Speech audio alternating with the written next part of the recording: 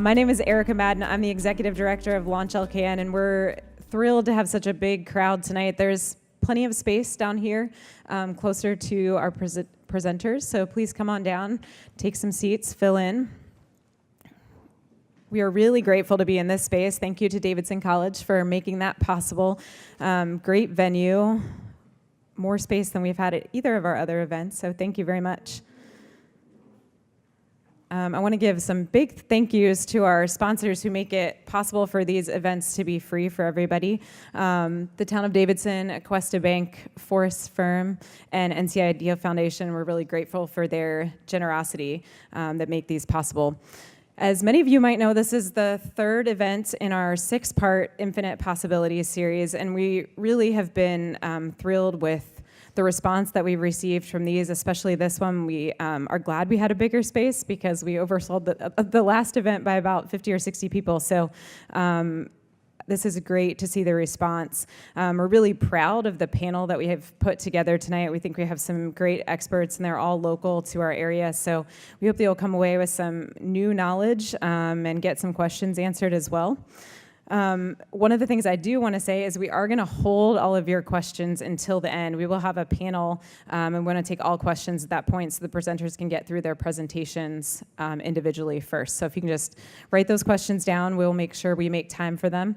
And before I turn over the mic, I want to give a last thank you to Felipe Lor. He's been my point person on this event, and he's going to be our MC this evening. He, every time I sit down and talk to him, I learn something, I get smarter for sure, and he just impresses me with the kind of passion that he brings to this group, and he leads the machine learning group and has just done a fabulous job with that, but he's just, he's one of the most innovative and creative, passionate people that I know, so I am really thrilled to be working on this with him, so thank you very much, and if you all can give him a big welcome to the stage and a big thank you, I'd appreciate it.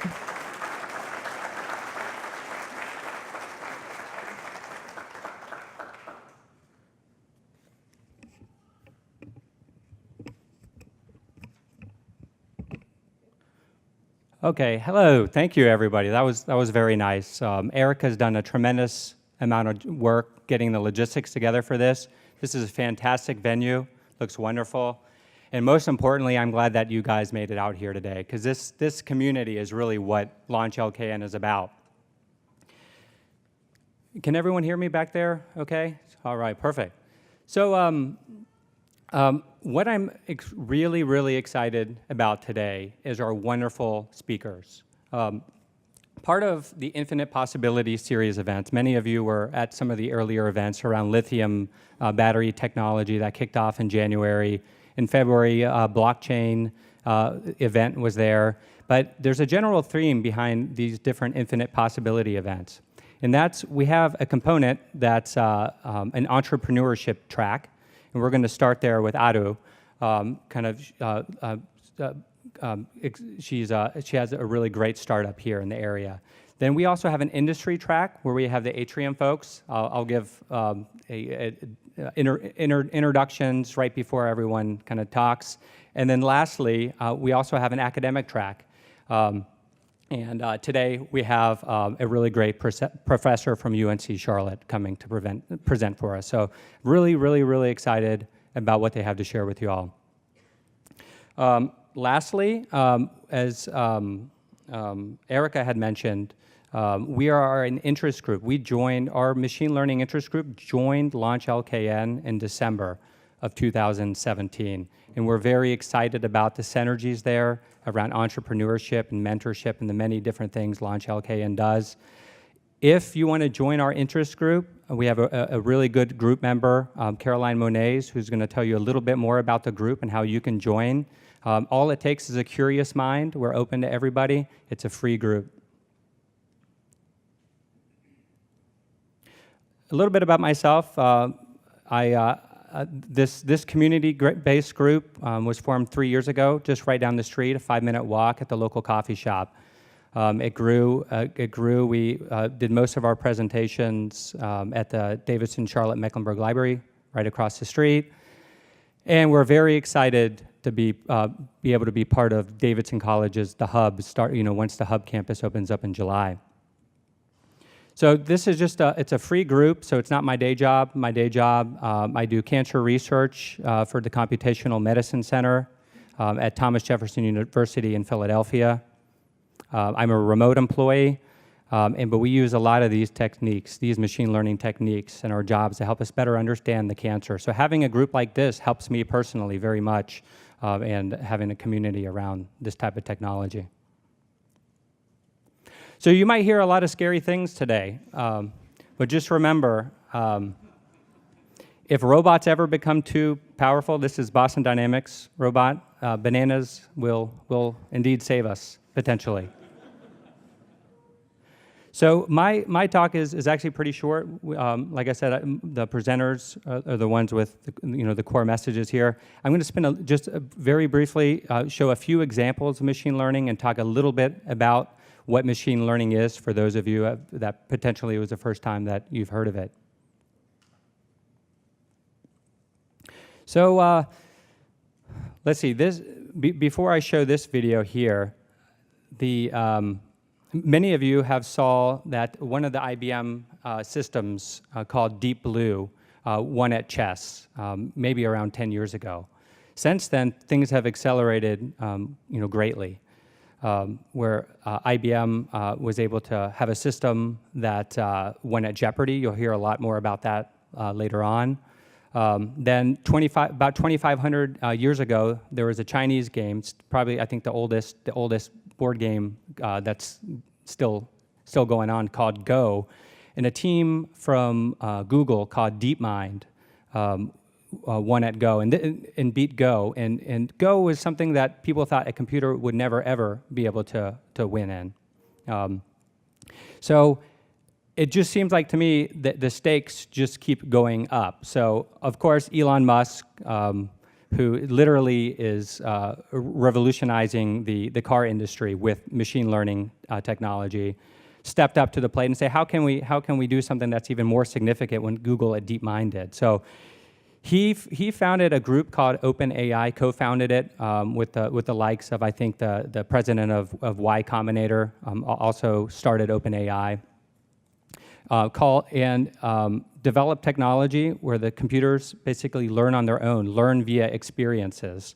And this game here, I think, called Dota 2, has over 25, I think the contest a year ago had over $25 million in cash prizes. But they say it's orders of magnitude more complex than the game of Go. So here's just a little video on that.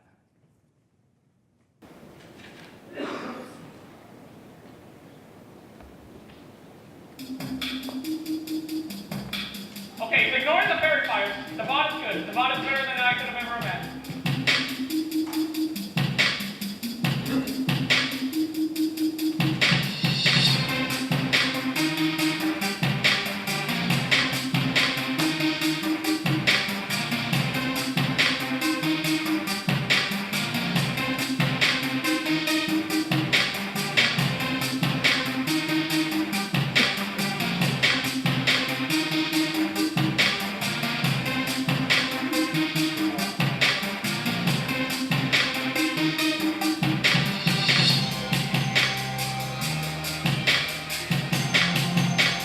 He has a double wave and I can't trade his movement, and he's gonna be level 3 before me.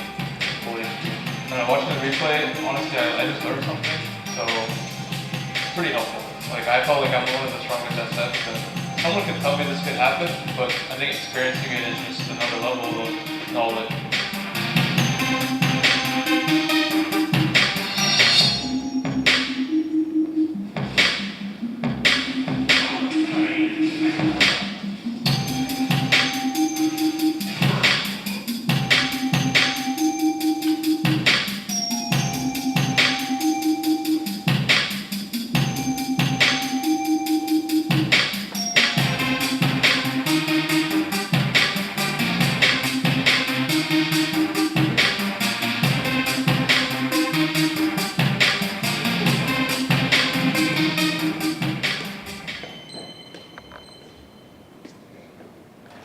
So there's a lot of back and forth on how how dangerous is AI really? And we hope that the ethics panel that Erica mentioned, we can have some pretty fun, lively discussions on that. Now, just to put this in context, this same tech that was used to beat Go and Dota 2, some of the best players in the world, we did as a group project. It was on the course of several weekends, 150 lines of code, and we had team members that never used this technology. And we're able to get games like tic-tac-toe and Pong winning just by playing. And what's really fascinating is when the computer starts playing something like Pong, where you have two paddles, it doesn't even know that it's which paddle it's controlling.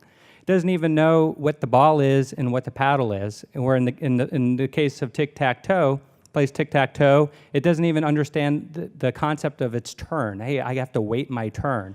So all these different concepts, it's learning without a programmer actually telling it to learn this stuff.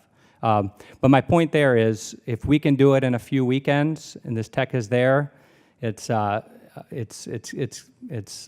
know, you're a small business, or you know, maybe things are scarier than we think. Oh no, it's not.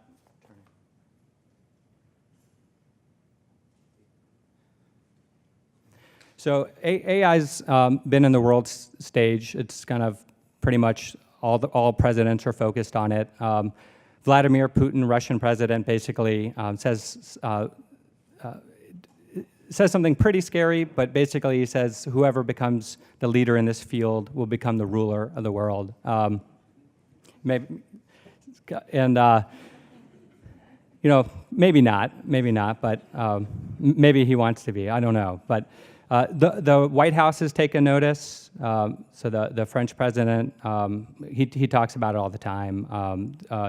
Donald Trump offered a statement showing that it's basically going to infect every aspect of our lives, creating wealth and new frontiers in science and medicine you'll hear about today, and communication.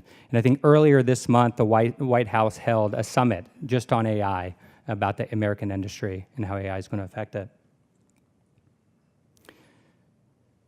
Okay, so we have two more quick examples.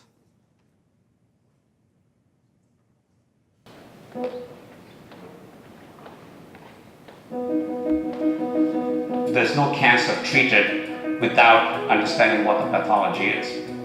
The tissue slides that pathologists use to diagnose cancer contain a vast amount of information. It's very time-consuming, very fatiguing. Every cell needs to be examined. Sometimes cancer is very difficult to recognize. We had the idea for the microscope project about a year ago. It brings augmented reality into an existing microscope to detect cancers in real time. We're bringing AI directly to the user and meeting them where they are right now. I think this is going to enable almost all pathologists to have access to machine learning. Just a few weeks ago, we got it working end-to-end. It has a camera, so it's seeing the same thing I'm seeing. Information is being fed into a computer, which is doing billions of calculations and telling me that's the tumor, that's not the tumor. Right now, it detects breast cancer and prostate cancer, but it could also work on any other cancer type that we train models for. The knowledge that you're getting when the microscope points out cancer to you is the knowledge of many pathologists who contributed to training the machine learning model. We had a team of pathologists that went through thousands of images, teaching the computer what cancer cells look like. I think it has been very effective at locating areas of concern. It's like getting a second opinion. It's going to make the doctors much quicker, they're going to make them better, which is going to overall benefit the patient. The mission is to increase the accuracy and availability of cancer diagnosis and save people's lives. I can hardly think of anything that's more motivating.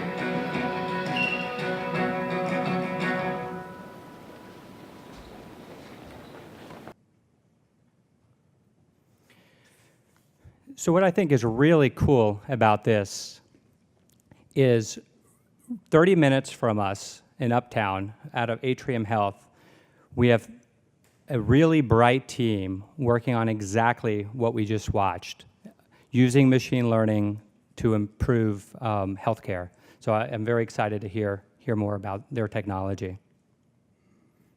So really briefly, what is machine learning?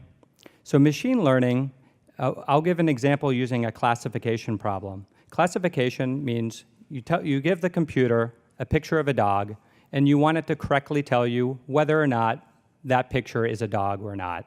So in this case, the computer, you pass it into a black box, artificial brain, it correctly guesses that it's a dog with a 99% confidence level. That's the ultimate goal in a classification problem.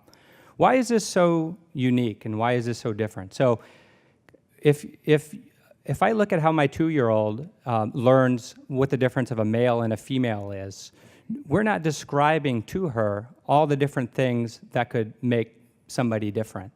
Likewise, if we're trying to get a computer to tell the difference of a cat and a dog, traditionally a programmer would program all these rules. Hey, look, let's locate the tail. Is it furry? What color is it? And depending on all these different things that you program in, you create a whole bunch of rules that are pre-programmed till eventually you can offer a guess of some sort. Machine learning doesn't work that way. It learns from experiences, it learns from data. So in order to train your model how to correctly classify this dog to tell what it is, you essentially give it a bunch of flashcards. Basically just say, here's 200 pictures of dogs at different angles, and here's 200 pictures of cats at different angles, different types of cats even.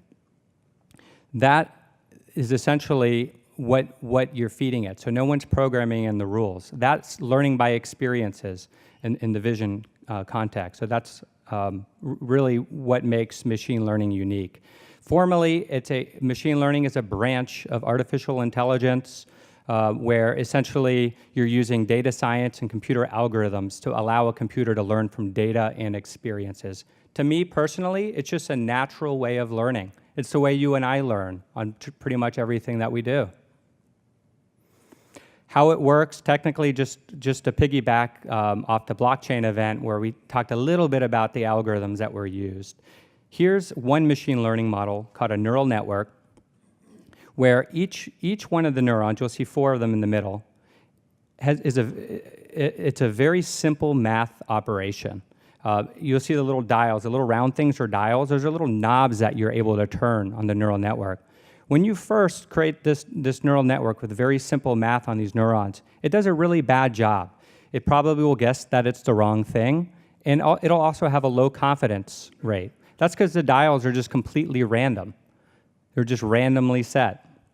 So what happens in machine learning is after you give it more and more data, it uses some actually fairly simple math, and what happens is every one of those dials turns automatically based on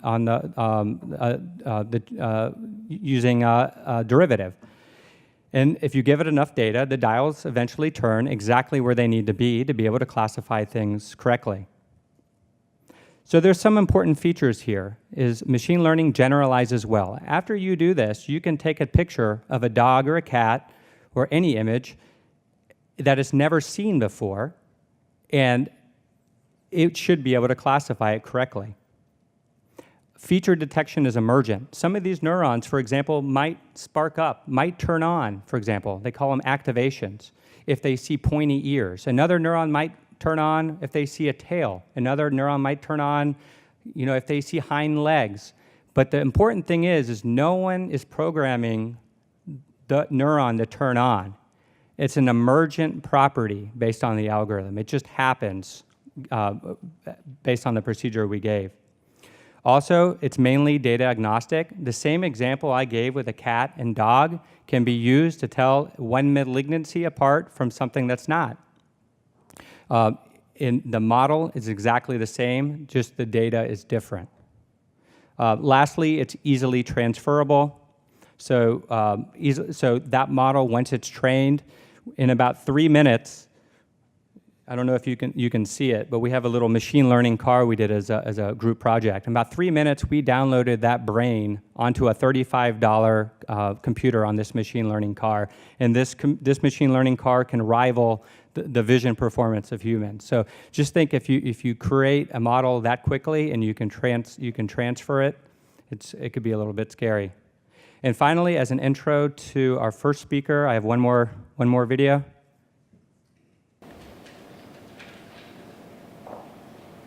60% of small businesses don't have an online booking system set up. We think AI can help with this problem. 80% of small businesses don't have an online booking system set up.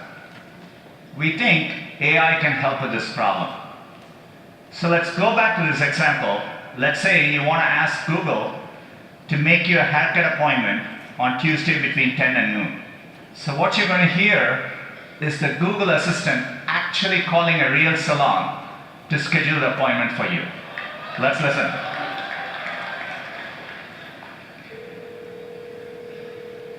How can I help you? Hi, I'm calling to book a woman's haircut for a client. I'm looking for something on May 3rd. Sure, give me 1 second. Sure, what time are you looking for around? At 12 p.m. We do not have a 12 p.m. available. The closest we have to that is a 1:15. Do you have anything between 10 a.m. and 12 p.m.? Depending on what service she would like. What service is she looking for? Just a woman's haircut for now. Okay, we have at 10 o'clock. 10 a.m. is fine. Okay, what's her first name? The first name is Lisa. Okay, perfect. So I will see Lisa at 10 o'clock on May 3rd. Okay, great. Thanks. Great. Have a great day. Bye. So with that, I think it's a perfect transition introducing you to Adu Anandvikar. Adu also runs a community machine AI and bots group, but I think importantly for this Launch LKN crowd, she's representing our entrepreneur track. She's a CEO and co-founder of BotSplash, who they also happen to make automated bots, and can't wait for her to tell you about how they're using machine learning in their business. So please join me in welcoming Adu.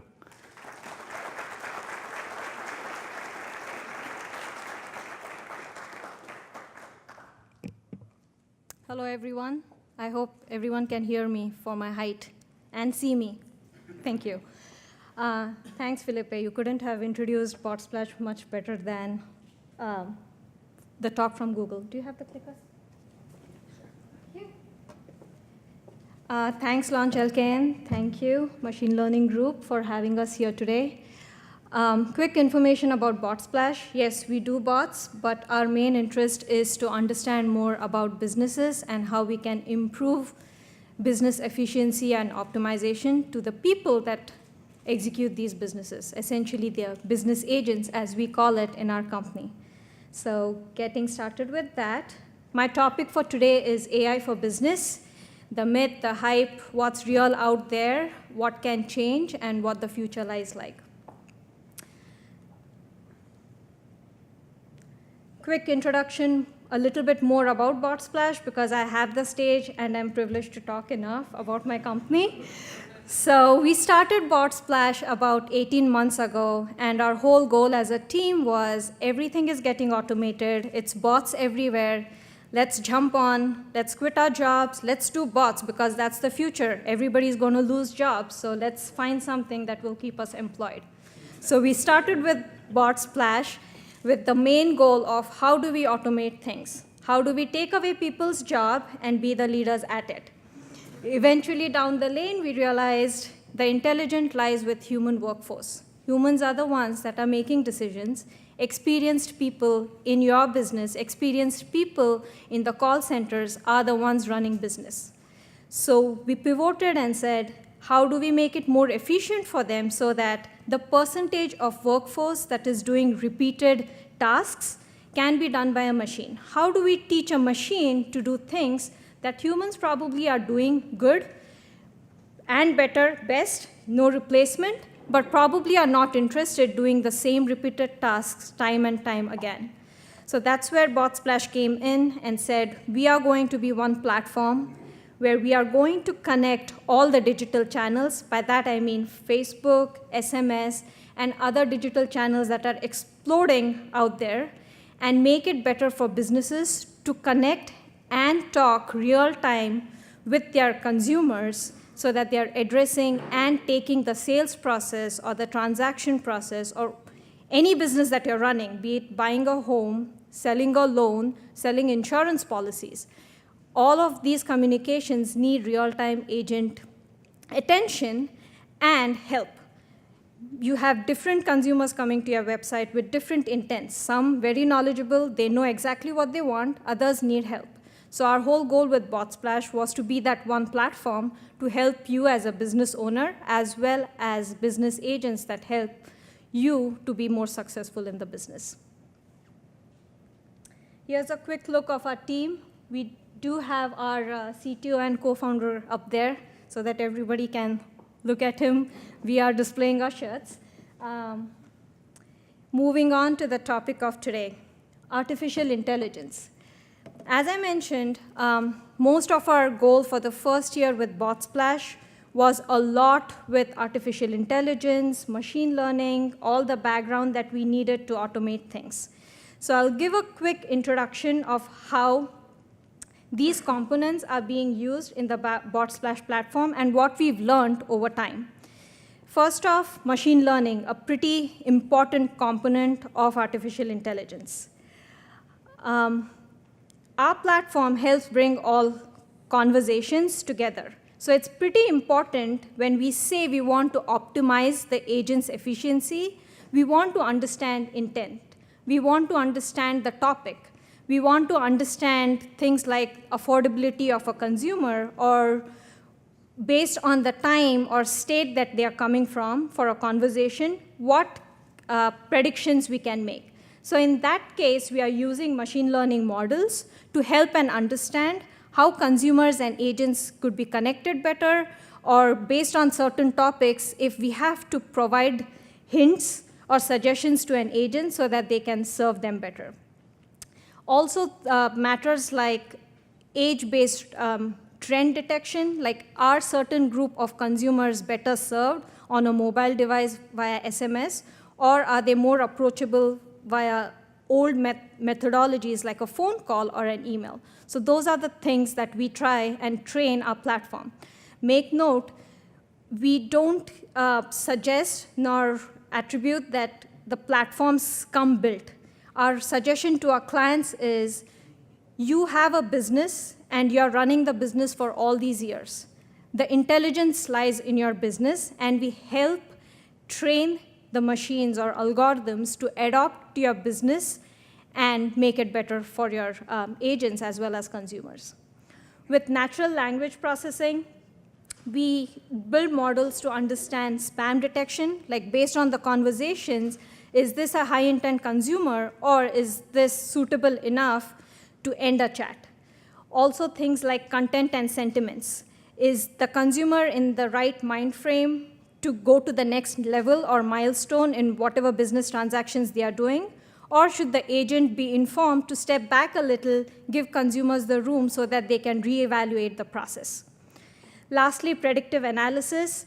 The whole goal here is, what kind of suggestions can we give the leadership of a business, as well as leaders that are running certain verticals for a business, so that they can increase their engagement, they can empower or give certain feedbacks to their business agents, which they could then apply and get the consumers that they have.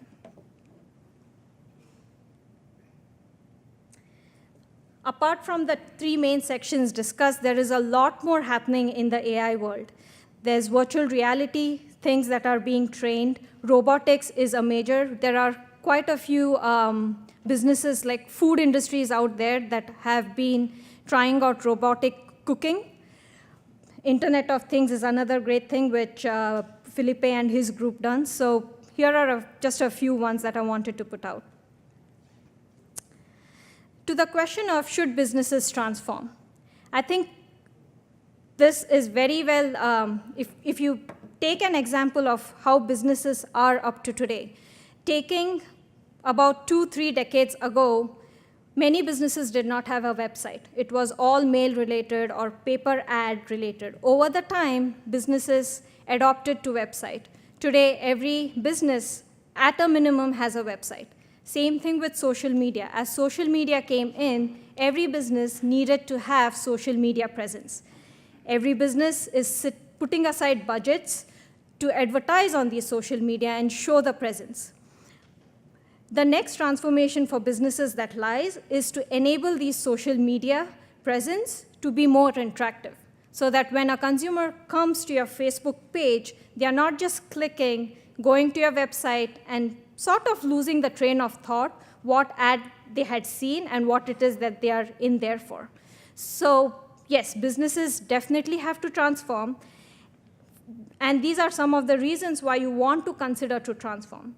The consumer behavior has shifted.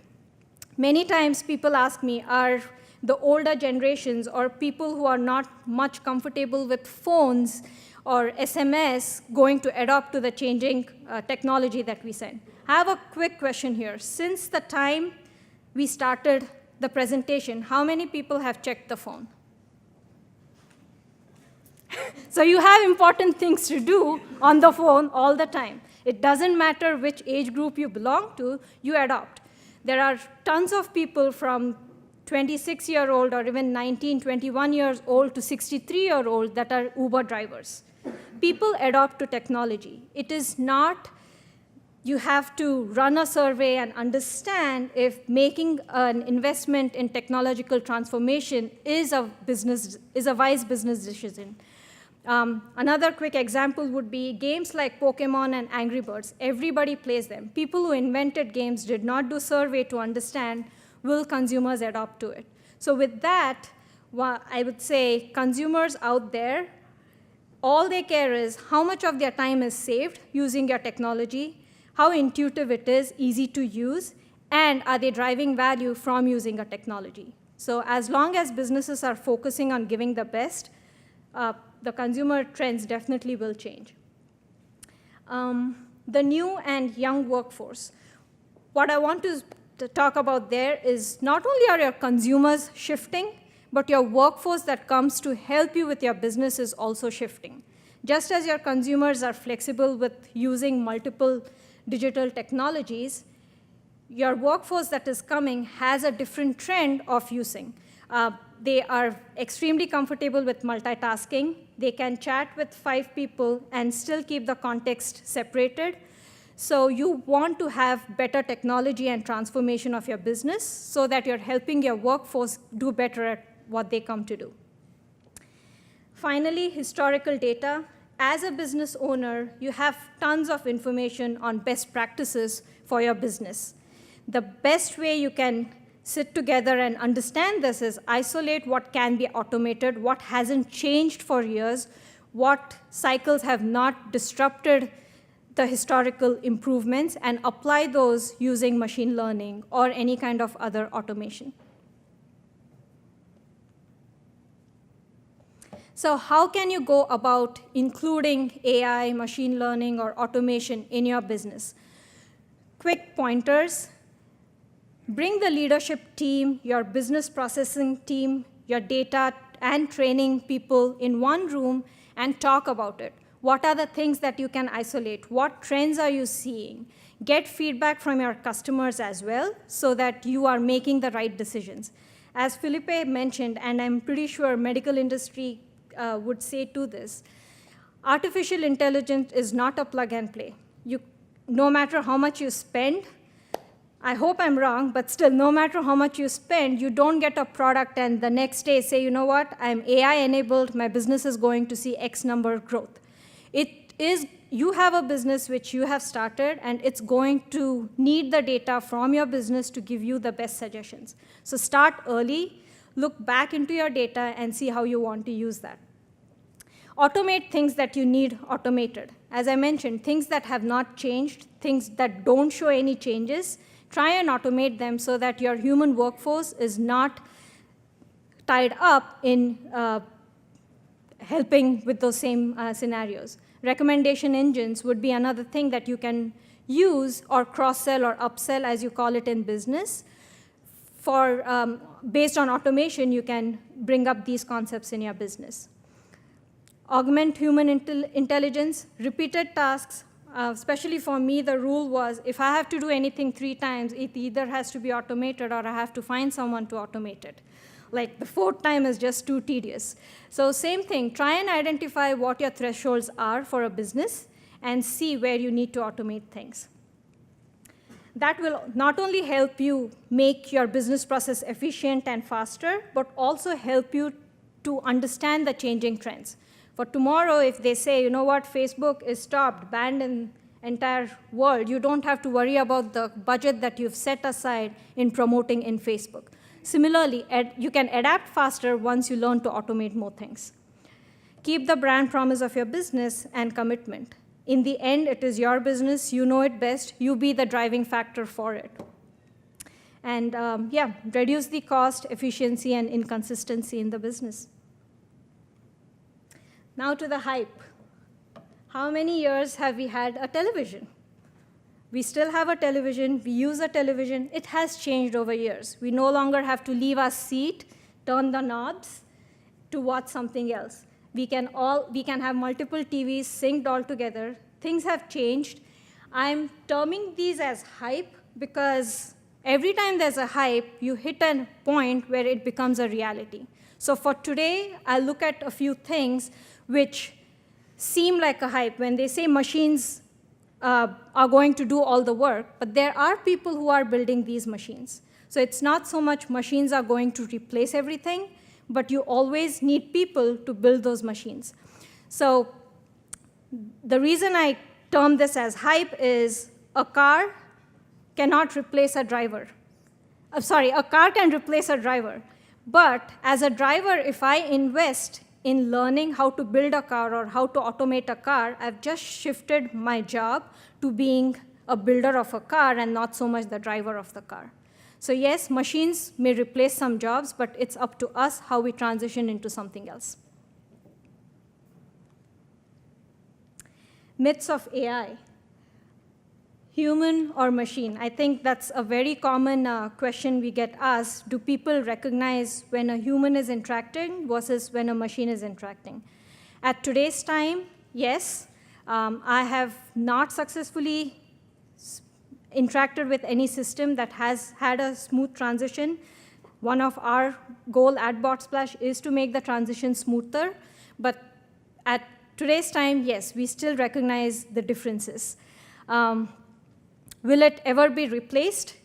Time should say the trends look pretty high where research could be replaced highly efficiently for a machine in place of humans, but we are gaining the availability of time.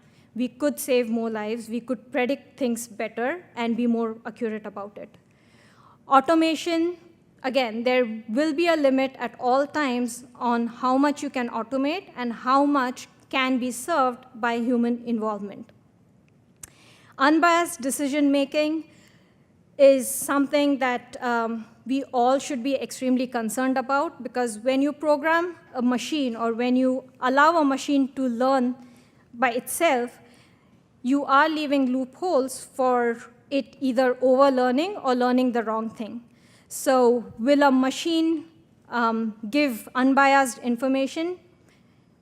It depends. I'll leave that to the panel, because it clearly depends on what's being fed to a machine and what sort of bias or what sort of revenue information it is required to meet in order to give information back to humans or the users. No job, threat to mankind. I think Felipe gave a good example. Use bananas with you all the time so that if you feel threat, just throw them around. It's a machine. It will trip and fall. Robots everywhere. I think there's still time. If a time comes where there are robots everywhere, I'd hope at least the major portion of the people in this room will be the builders of those robots. So I think we should be fine. Do businesses need to have big budgets for AI? Tricky question. As a startup owner, I would say yes. Deeper your pockets, I love it. But you don't really need big budgets, but you do need a big mindset and a broader mindset to adopt AI and start using it sooner. It's whatever budget you have, start with it, see how it returns, what the ROIs look like for your business, and keep increasing and making it more efficient and growing, investing in AI as you proceed. quick information. Everybody uses some of the apps for personal efficiency. Robotics, my favorite scene from Willy Wonka. Toothpaste caps were being replaced by robots. Robots are now cooking machines. I'm sliding through because I've got my warning. If any of the things that I said did not make sense, this picture defines all about how business trends are changing. Consumers are everywhere. Consumers change digital channels.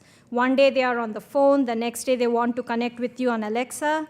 As a business owner, you want all the information to be served at one place so that you're helping them better, not asking them the same question, or not, as the video from Google said, not asking unrelated question. If somebody wants an appointment at 11, you should have the ability to run your algorithms and understand if it's available or not available within a few seconds. Lastly, I'd leave you with this picture. There's intelligence, which is humans. There's AI, which is artificial and replicating what human intelligence is. And then there are applications like robots or virtual reality and all things. There are creators who have intelligence. There are the facilitators, which are the machines. And then there's us, the consumers. If you notice, both the creators and consumers are humans. So the more proactive approach we take into being creators, the better for us and the better for saving our jobs. Thank you so much.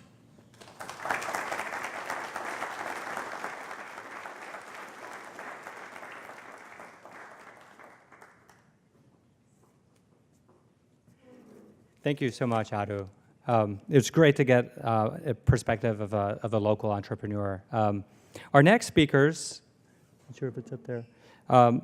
We have three folks, at least three folks from Carolinas Healthcare. All of them will be up for the ethical discussion. Allison Cottran, Keith Murphy, and Dr. Buck Lyman.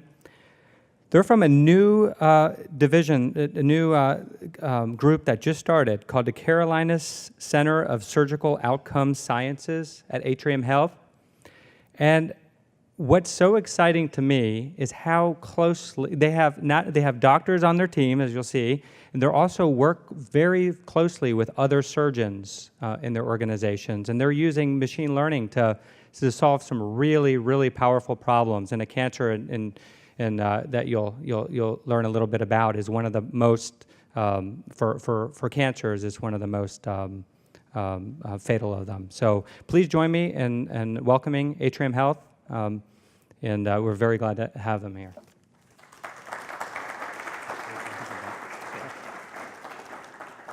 All right, thank you for that introduction, Felipe, and thank you, Launch LKN, for having us here to talk today. I'm Buck Lyman. I'm a current general surgery resident down at CMC Maine in Charlotte, and I'm also the current division of HPB surgery research resident for the year, so that's basically liver and pancreas surgery.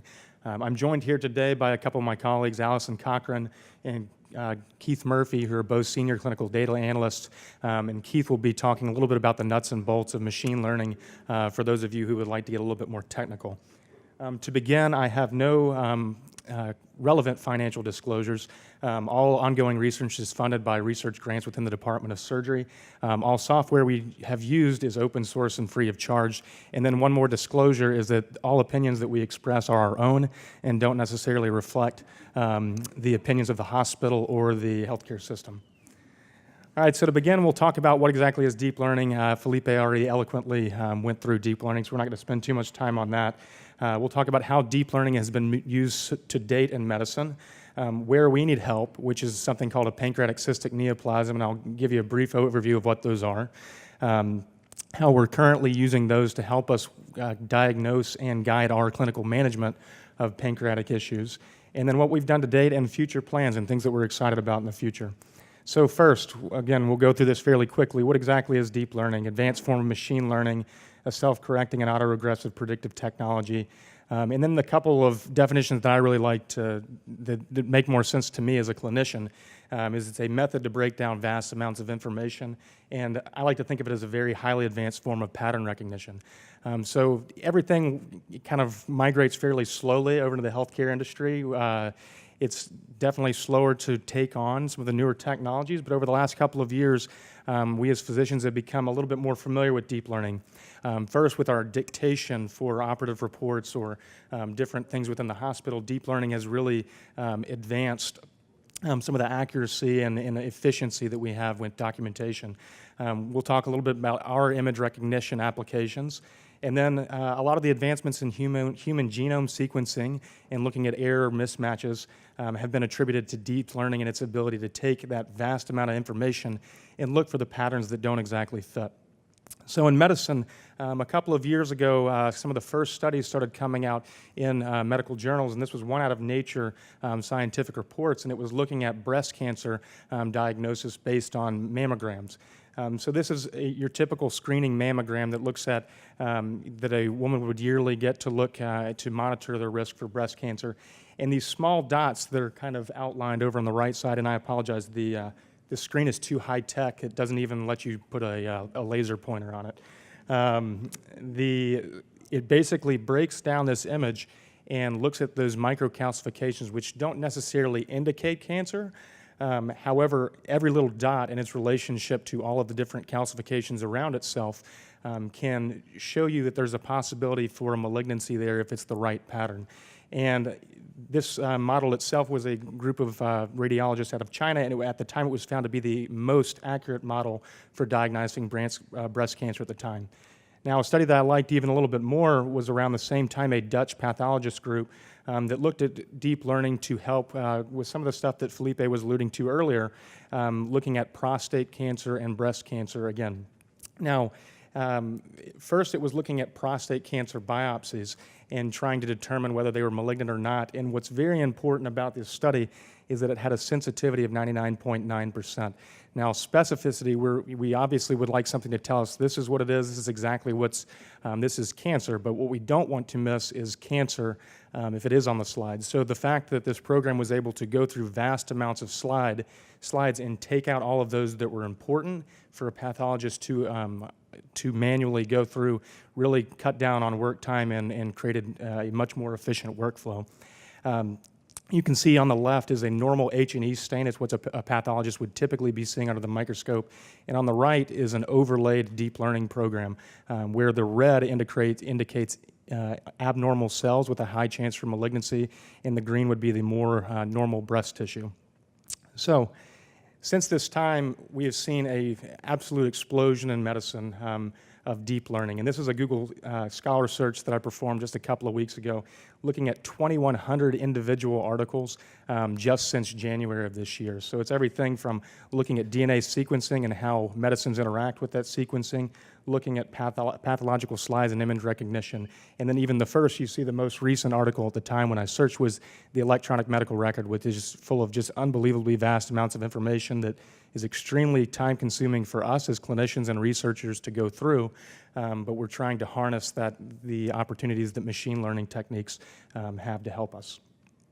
And so back in about September, we looked at all of these advancements over the last year or so, and we said, well, that's great. Where can deep learning help us down at CMC Maine? And this is where we decided, again, I'm a pancreas and liver researcher, and so we looked at this problem. We said, this is called a pancreatic cystic neoplasm. It's something we have a very difficult time clinically diagnosing and treating. This is a typical CT scan. It basically looks like a loaf of bread, and this is the patient sliced like a loaf of bread. On the left, you see the liver. The top is the front of the patient, and the bottom is basically lying in the CT scanner. Normally, where that big lesion is in the middle, that would be a very thin, wispy portion that you could almost barely see, which would be the pancreas.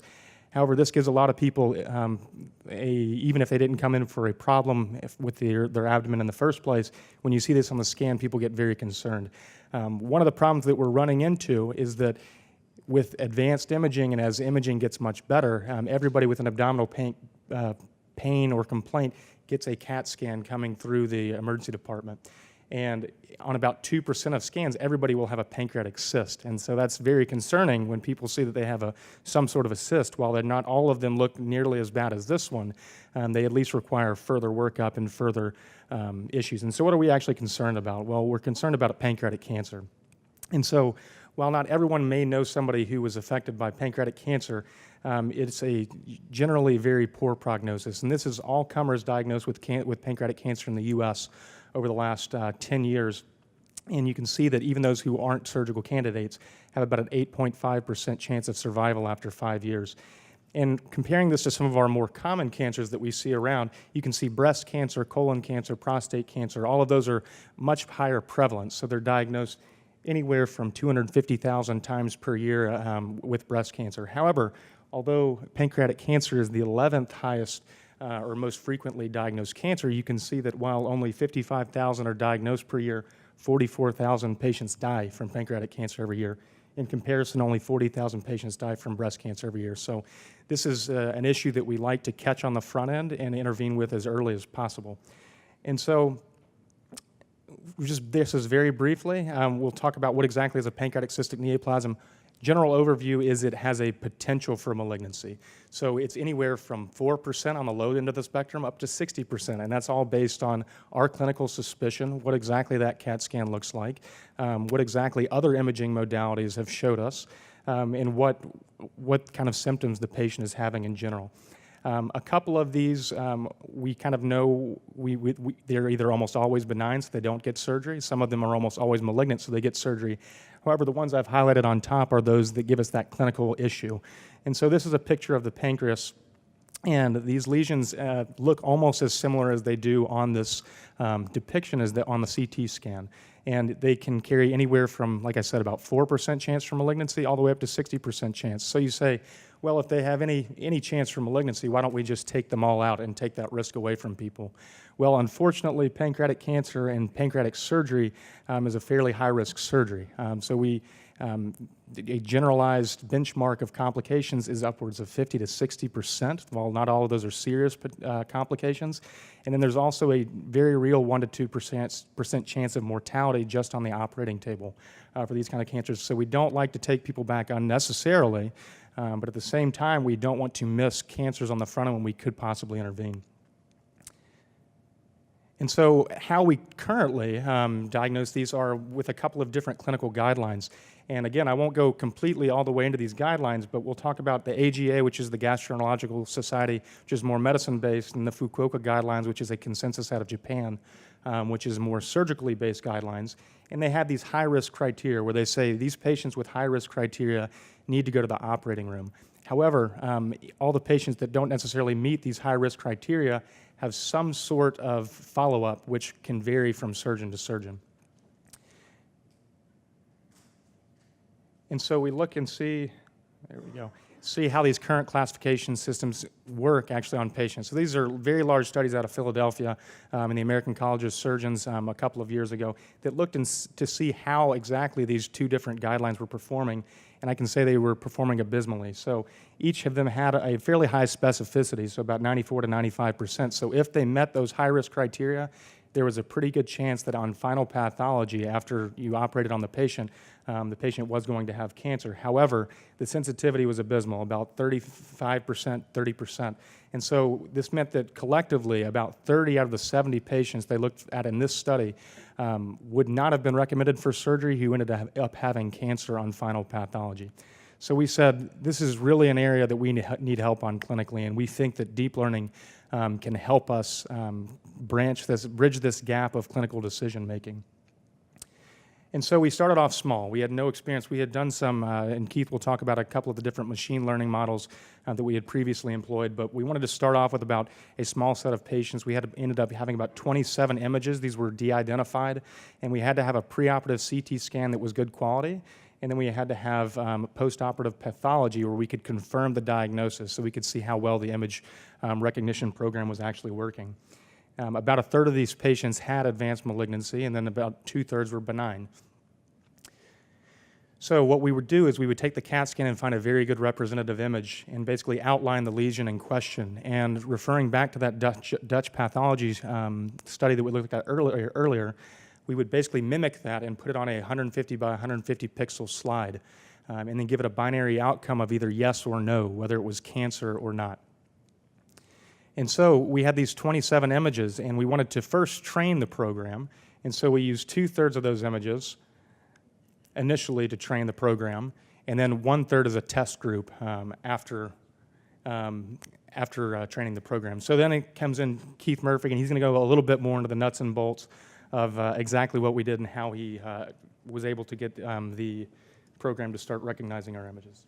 Okay, thanks, Buck. All right, so moving on from there, of course we didn't start with deep learning with CMC. Our first look was just in simple machine learning. And this kind of started with something called the American College of Surgeons Surgical Risk Calculator. And this is something that's actually available online if you want to go on and see it. And what you can do is a person can put in their demographics and comorbidities, as well as the procedure that they're taking, and then it gives them, I think, 12 outcomes that are going to happen post-surgery based on their characteristics. So let's say, for example, I am a 60-year-old female that is diabetic. I might have, let's say, a 2% chance of a surgical site infection and a 10% chance of a serious complication. And although this was great, what we found was this was not really accurately capturing our population of patients. And so with that, we decided, why not make our own? And we did that. And this was using simple logistic regression models. We set up a similar model, and that you can see on the left, that will look at our patient demographics and comorbidities that we found were significant. And then it will give an output showing the different risks according to your criteria. And kind of expanding from there, I think I'm too far away. There we go. So expanding from there, we started looking at, although we had these great binary outcomes, but it was stuff like, a surgical site infection, you either had it or you didn't after surgery. But then what about stuff like length of stay, which would be, days after surgery? And I started employing some kernel regularized linear squares, or KRLS for short. And in this way, a lot of these outcomes wouldn't really follow a linear regression or a straight line. They're usually a lot more complicated than that. And so this model is kind of, you can see it on the right, is showing the derived variable mapped against the variable, and you can kind of see the line smoothing out over it, so it more accurately captures the outcomes from there. And although we had made great progress in our initial machine learning models, I was talking to one of the surgical attendings that I work closely with, and we started talking about deep learning. And this was about, I would say, 8-ish months ago, and I had zero knowledge of deep learning at this time. And I said, well, as any good millennial, I am going to go onto Google and start searching about machine learning. Oh, there we go.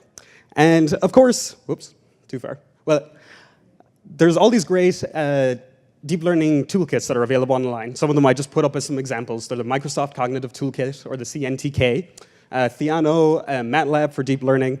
And when I was kind of investigating, I was looking for something that was easy to use and that just had an easy user interface, since I didn't know much of anything about it. And then also was cheap, because this is a proof of concept. We don't have a lot of thousands of dollars to spend on different programs to try to investigate. And kind of looking at all those different criterias, I ended up settling on TensorFlow as the user interface I was going to try to look into and get a little bit better about deep learning. And just diving into the TensorFlow website, there's some really great tutorials that are available on it. I think a lot of you guys might be familiar with the MNIST database, which is just this large image repository that has bunches of numbers on, I think, 8x8 pixel slides. And you can run plenty of experiments, and it'll show you, oh yeah, with your program, you have a 4% chance that this is a number 4, a 93% chance this is a number 1, and so on. And although this was great, what about if I really wanted to look at my own project? And this is kind of where I was stuck at, because I tried to just, all right, let me see what happens if I throw in my own image data into this program. Will it work? Of course not. It gave me tons of errors and was like, this is terrible. Why are you trying this? And of course, then I started to be like, okay, let me take a step back then. And I know that machine learning and, deep learning uses a lot of math, you can see on the left, and programming are the two major components.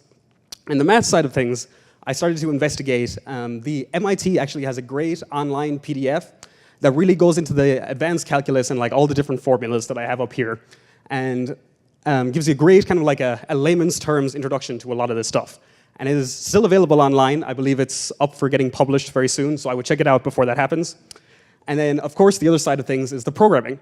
And there are some great GitHub repositories out there that would have really good image recognition software that I just started to, once I had the math, see how did that integrate inside now different programs.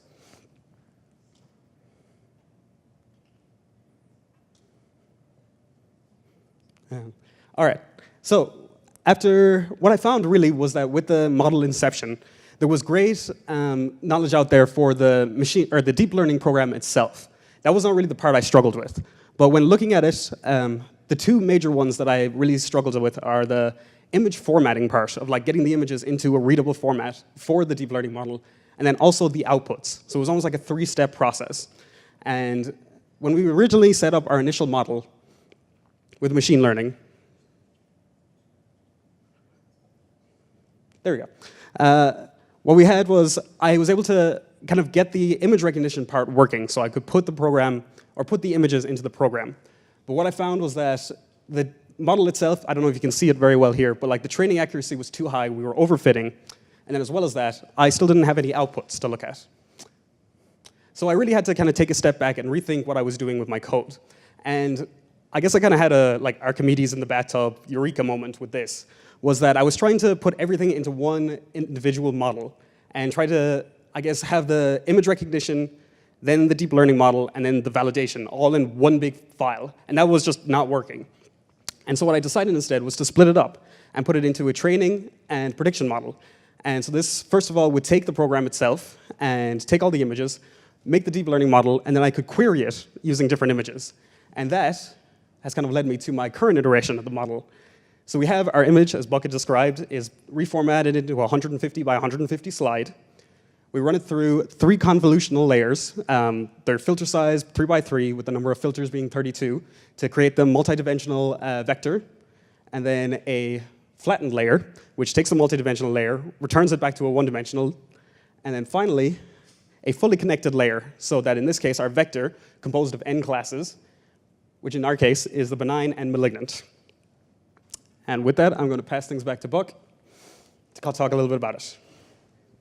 All right, thank you, Keith. And so usually I'm talking to physicians, so I can usually just say something to the effect of, and then we hand it off to our statisticians, and they break everything down into pixels, and then they turn everything into a code that shows grayscale coding and its positional relationship in space with TensorFlow. But thank you very much for that overview, Keith.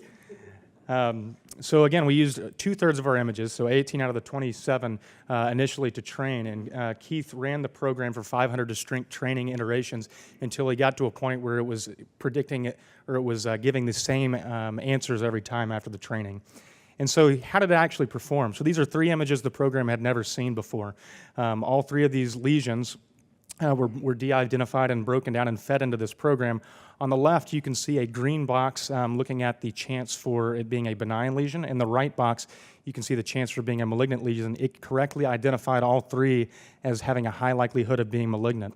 So those consensus guidelines that I talked about earlier, how people make those clinical decisions at this point, how did they do? Well, looking at those consensus guidelines, it only got 2 out of the 3 correct. And so one of these patients, in theory, may not have gone to surgery quite as early as they would have if this deep learning software was employed. Now we look at those benign lesions, those patients who we might not want to be taking to the operating room. However, all of these lesions still look fairly worrisome to the untrained eye. Again, the same outputs, and the program correctly identified 5 of the 6 lesions as benign, with 1 that's saying it had a high likelihood of being malignant. When we apply those consensus guidelines, what people make their decisions based on clinical decision making, it identified 4 of the 6 as low risk, but 2 as high risk, patients that probably needed to go to the operating room. Now, I will say that we always err on the side of safety. So just like, say, an appendectomy, so when people have appendicitis, we accept a certain number of those patients will have a normal appendix when they go to the operating room, because as long as we're taking out a certain number of normal appendixes, we prevent the chance for those, where we decrease the risk for rupture, which is what we really don't want with appendicitis. And so, in theory, 2 of these patients would have gone to the operating room and had the kind of the possibility for complications related to a very complex pancreatic surgery who may not have needed to. I will say that this patient number 530, it was very interesting that both the program and the current clinical guidelines got it wrong. And looking back at it, it was actually a very complex case. The patient had pancreatitis, a lot of inflammation around this lesion, and some of these bright dots kind of on the periphery looks very similar to many malignant lesions. So I don't blame either the guidelines or the program for that. And so what are we currently working on? This is a small data set right now, so we're currently getting more images within our own system, but we're also working on is data augmentation, so learning how to take those small sample of images that we do have and turn it into many other images to make that program more efficient. And so what we really need is we're currently working on validating this within the hospital. We're not using it as a clinical decision-making tool by any means. However, we're in conversations with other institutions to try to gain more of these images, because just like any machine learning or any deep learning model, the more information you give the model, the more accurate it's going to be. And so I will say that everything starts with a good idea. So back in September when we first started talking about this, one of our bosses said, wouldn't it be neat if one of these 2% of the pancreatic cysts that get diagnosed through the emergency department, if their primary care physician was able to take a picture of that CAT scan, and then they were able to outline the lesion they were concerned about, and it gave them a risk for malignancy. And you said, well, if it's over a 30% chance risk, they need to be referred to the hepatobiliary surgeons. While that was fairly far-fetched at the time, we said, okay, all right, you're out there. He still was our boss, and I will tell you that it doesn't seem nearly as far-fetched at this time as quickly as we see deep learning making impacts in medicine and other fields. So in summary, over a third of cancers are missed using current guidelines. We're currently working on a deep learning model to help us during this clinical decision-making process, and we're currently in the process of data augmentation and obtaining additional images to further enhance the accuracy of our current model. I would like to thank again Felipe and Launch LKN for the opportunity, as well as the support that we've received from the Department of Surgery and the Division of HPB Surgery, as well as Allison Cochran and Keith Murphy, two of our data analysts within the research department at Carolinas Medical Center. Thank you.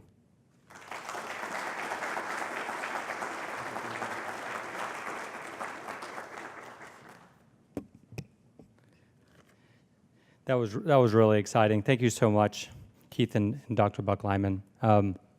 We have our last track for today before the ethics panel is our academic track. I'd like to introduce Dr. Waldek Zadorozny. He spent 27 years at IBM at the T.J. Watson Research Center. He was worked on the initial IBM when IBM Watson got its name and it beat Jeopardy. He was heavily involved in that project. He joined UNC Charlotte in 2013 as associate professor, and he is a natural language processing expert. I don't think I know anybody that knows more about NLP than he does. So please join me in welcoming Waldek. Thank you.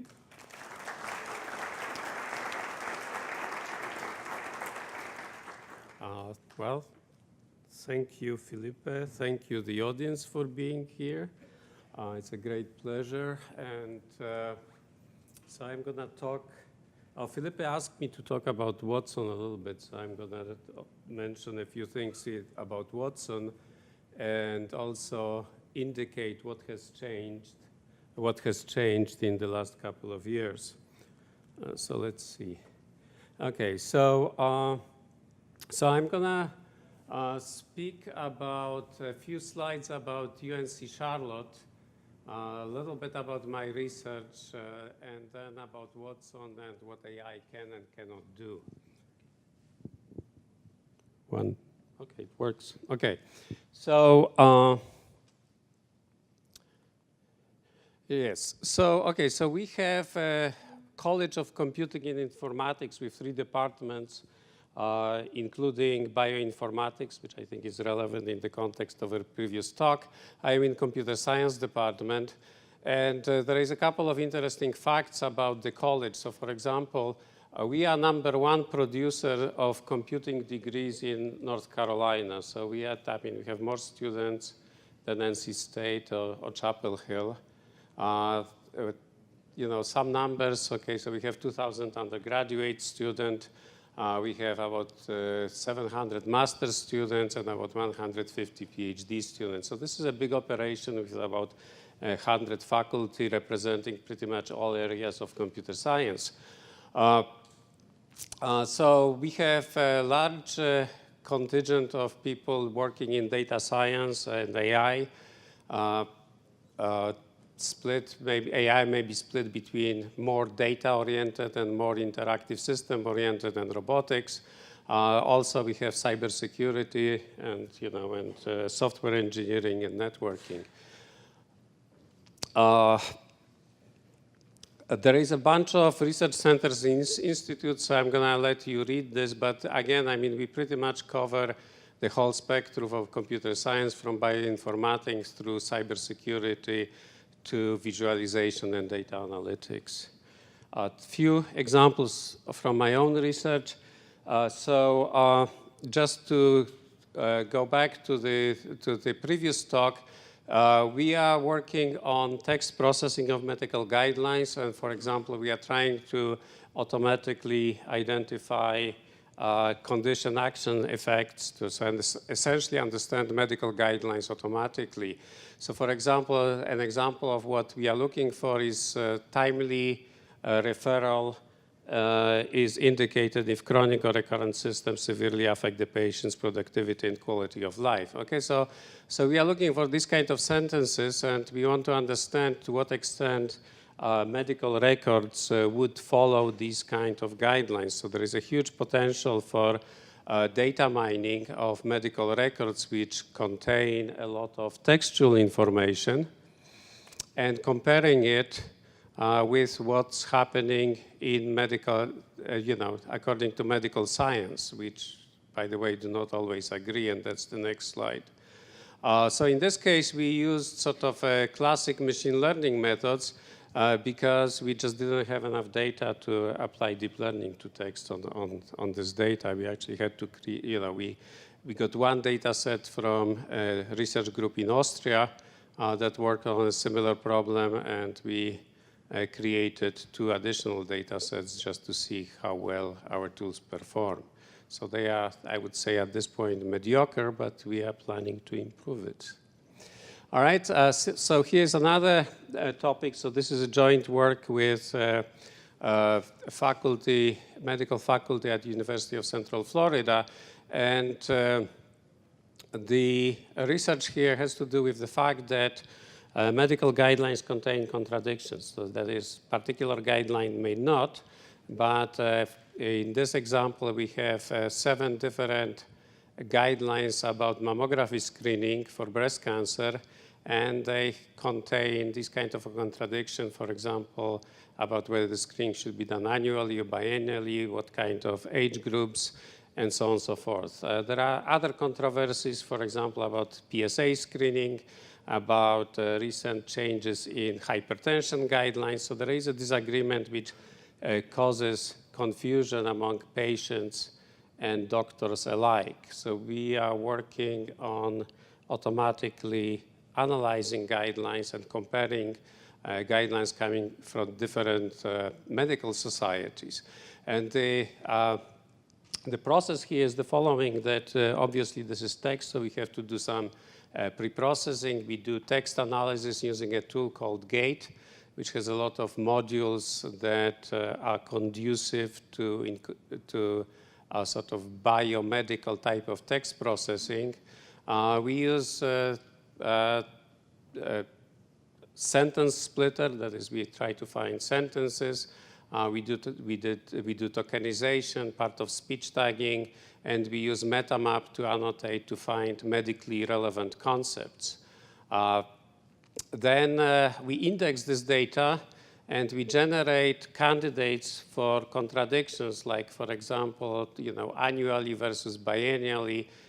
These sentences are similar according to Lucene search engine similarity. Okay, and with some additional filtering based on semantic types. And then we do some additional text mining to understand whether we have a contradiction or not. So that's another example of research. More generally, I am mostly involved in technical or semi-technical text analytics. So here's an example of the 3rd project done with my student Walid Shalabi.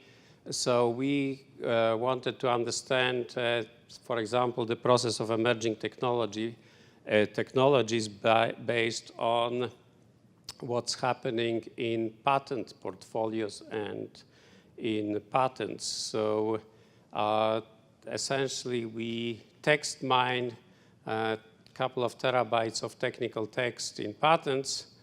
And in this case, we use some of the deep learning techniques to improve accuracy of finding relevant documentation when it comes to search, and in finding sort of emerging trends in technology. This particular picture comes from one of my students and currently colleagues, Marsha Price, who's actually in the audience somewhere here, who's running a company called Vector Analytics. And this has to do with understanding the relationship between different technologies that are involved in creating, for example, new armor plates. So that's what we can get by analyzing technical text, for example, patents. So now switching to Watson.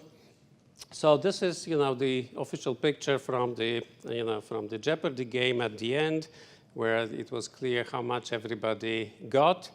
And that pretty much started the whole hype of AI. So that was 2011. But interestingly enough, actually most of the hype has to do with deep learning, and I would say rightly so, because this is really a change, economy-changing technology. So deep learning is definitely quite important. On the other hand, okay, we still do not have a true natural language understanding system, despite the combination of classic technologies and deep learning. So I'm going to talk about it a little bit more. So the hype started actually, I would say this quote, which appears on the next slide, sort of best exemplifies the whole hype. All right, I don't know who came up with it. I just noted it somewhere, and couldn't find the author. So if you can find the author, please let me know. I would like to attribute it to somebody. All right, but that's pretty much reflects, the sort of the reaction of the public after the game. So I don't know how fast you want me to go through the Jeopardy slide, but just to give you an idea of a few things. So the Jeopardy questions are difficult, okay? So they are difficult for humans, and they are also difficult for machines because they require, combining different sources of information. So that is one element of it. But the other is they require really deep understanding of natural language, and the technology is not really that good. It wasn't that good in 2010 or 11, and it's not that good even now. So, for example, for the question about $1,000, the first person mentioned by name in The Man in the Iron Mask is this hero of a previous book by the same author. All right. So, what does it even mean? Yes, and how do we get a machine to get from the title to the author to the hero, and and then to guess who could be the first person mentioned there. The other thing is that you cannot find this information in a database, and we can't create such databases. So, for example, the countries that this is the question for 2000. The countries that the U.S. does not have diplomatic relationship, this data obviously change, and usually we do not ask the question about which one is the farther north, yes? So you won't find it in a database, so it has to be synthesized. So the machine has to have access to large amount of data, has to understand the question, and has to produce the answer, which is accurate, very fast, and in relatively open domain. So typically, prior Jeopardy, and I mean this is still perhaps in many cases.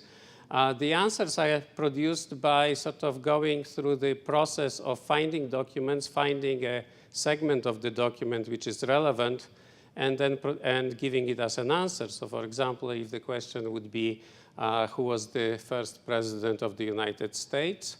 Obviously, we want George Washington, and this would be, the machine would do it by going to a database, finding documents, and finding something along the line. George Washington was the first president of the United States, and so on and so forth. So there is a keyword match. Possibly we could check the type. That is, who requires a person. So we have two words, George and Washington, that start with capital letters. So that is, somewhat indicative of the person. So that's that. Unfortunately, this method doesn't work on Jeopardy. Okay, so the accuracy of this method would be around between 5 and 10%. So you can't really do it just by retrieval. So you need something better, and you really have to take into account many different things. So, for example, say one of our corpora was the New York Times corpus, so all the articles and comments in the New York Times. And if we have a question, in May 1898, Portugal celebrated 400th anniversary of this explorer arrival in India. All right, and somewhere, in the article or somewhere else, in the comments, we have in May, Gary arrived in India after he celebrated anniversary in Portugal. We have a pretty good match, yes. But unfortunately, that is obviously a wrong answer, yes? So we need something better. So how did Watson work? Well, basically, it had three major parts, okay? So one is language understanding, both in terms of understanding the question and in understanding sort of the texts in the sources, such as dictionaries, encyclopedias, of which Wikipedia was sort of the largest source. The second component would be search, okay, and we used two search engines for that, although you could get by with one applied twice. And then machine learning was a big part of it. All right, so machine learning was important because there was no obvious way of creating a database of answers and questions. So the machine had to learn which features indicate the correct answer and what is the probability of the answer being correct. So the way it worked was, as you see here, is that you get a question. The question can have multiple interpretations. Then a search is performed that provides hundreds of possible answers. And then there is this magic of natural language processing, reasoning, and so on and so forth, which produces, based on the same sources but deeply preprocessed with text mining, thousands of pieces of evidence, okay, per answer. So as a result, you can get multiple points of data, so 100,000 scores. Okay, each of these comes from relatively deep textual analytics. So to combine it, I mean, you can't do it by hand. You have to use machine learning. And we tried many models, including deep learning. What worked best was logistic regression, okay? Although deep learning, came pretty much with the same accuracy, but somehow our machine learning team decided that they trust logistic regression more at that time. Okay, as it was, the performance was better understood, and and we know from real examples that performance of deep learning sometimes is unpredictable. All right, so this is the same thing, just summarized. So we have search, okay. We have dozens of methods producing different types of scores, and machine learning and no deep learning. So that's the same diagram, you can read. Okay, so here quickly how it works. Okay, so we have a question such as each year the EU selects capitals of culture and so on and so forth. So we want the answer, which is Istanbul, with some confidence. In this case, it was 84%. So how does this work? is you get the question, you analyze the question, so you do a sort of analysis which tries to find the structure of this question. So for example, we are looking for a place, and we have this kind of, quasi parse tree there, which says that, we have a verb be, that 2010 modifies cities. This is a Turkish place, and there was a meeting in that place. Okay, so from that, through search, we can generate, a number of documents that has some match with the concepts there. So we have Brussels, Essen, Ottawa, Turkey, Sarajevo, Istanbul, and Pec.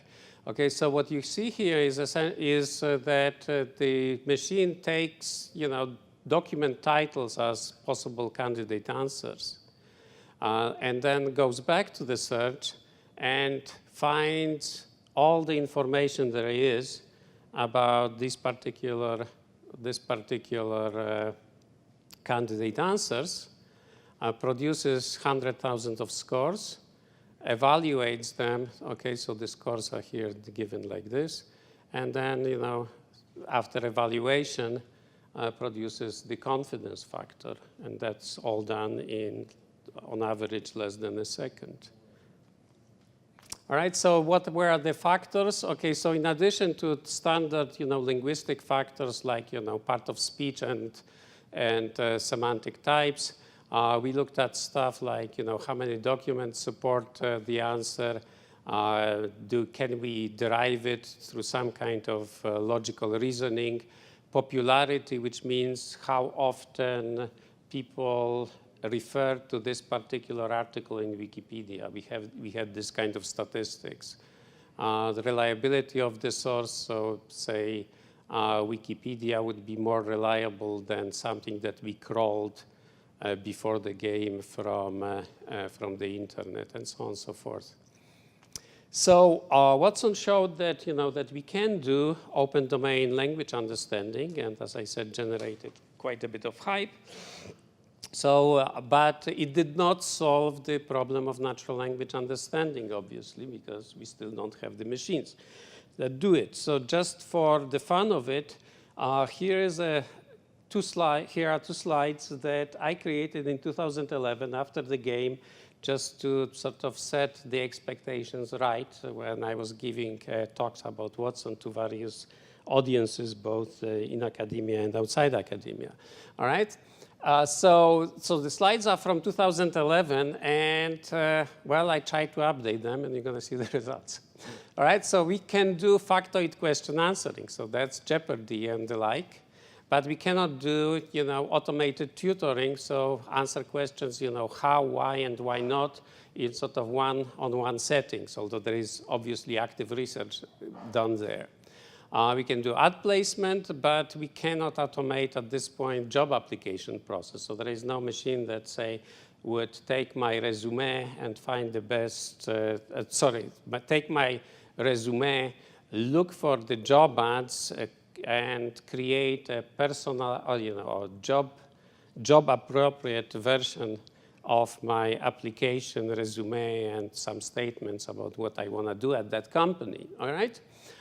We cannot do patent infringement automatically, okay, but we can monitor for simple events such as, changes in business finances, okay? We cannot do automated drug discovery, but we can find relations between diseases, and genes, for example. Well, here's, more stuff here that we can and cannot do. So the thing that has changed in the last 7 or 8 years is that we can actually do good speech to text. So speech recognition has gotten much better, and that is thank you to the deep learning methods and tons of data and, and the hard work of people who worked on it for many, many years. All right? So that has changed. So we have made some real progress. And I think we also going to see something, there is progress in terms of describing pictures and searching images based on words, but we also going to see that it's not perfect. And earlier today, we were talking about chatbots. So yes, so we can have a machine engage with a human in, in scheduling an appointment or answering some technical questions if needed, but we do not have a machine that really can converse with a human the way we do, all right? So, but, we have deep learning, so truly intelligent computers must be coming, yes? So what I want to say to that, and maybe, maybe they are coming, but my message is that, the real AI has always been on the horizon, and I'm actually quite serious about it because, we could go all the way to John McCarthy, but I just went back 40 years exactly. Okay, so here's a slide based on the picture from a book called My Children by Hans Moravec. So this is 1988. Moravec was a professor at CMU at that time, I believe. And what you see here is sort of the progress of, of computing, so the various types of chips and how fast they grow. We also see something about the cost, but what I want to bring your attention to is that we have human equivalence in a supercomputer. So human type intelligence in a supercomputer should have happened around the year 2010. Okay, well, that was, I would say that was Watson, but I think we would disagree as to whether this is really a human intelligence equivalence. So let's talk a little bit about that. All right, so the next couple of slides is from an article that you can get freely on arXiv called Building Machines That Learn and Think Like People. It's an excellent overview of the state of AI, and I highly recommend it. All right, so we're going to start with this. Okay, so here is an image. All right, and the deep learning network was trained to attach a caption to the image, okay, to images. So it was trained on a large number of images, and it was shown this image, which obviously is quite dramatic, and that's the caption. All right. And obviously we can, we can speculate why this is the case, because obviously the road looks like a tarmac. There is an airplane in the picture, yes, and that certainly can trigger, the sentence, an airplane is parked on the tarmac at an airport. All right. Obviously there is no airport here, but since tarmac is at the airport, the machine can write a longer description. Okay, so here we have another example. Anybody wants to guess what's that? Sorry? I'm sorry? Flood? Well, maybe not. All right, so obviously, there are problems with this. And before we go to what the problems are, I just want to show you another slide which is about gaming. Okay, so we had huge successes of game playing, starting with, Deep Blue, which was, 25 years ago almost, yes, so maybe 20-something years ago, to Jeopardy, and then to the Go players, and and the other games. So this is a slide that shows human performance and machine performance playing a game of Frostbite, okay? So that's an Atari game. And the interesting part is obviously, obviously we know that, that machine performance can approach or be better than human performance. That's no longer surprising. But what is interesting is that, look at the red star, okay? It shows the score of a human after 2 hours of playing for the first time. All right?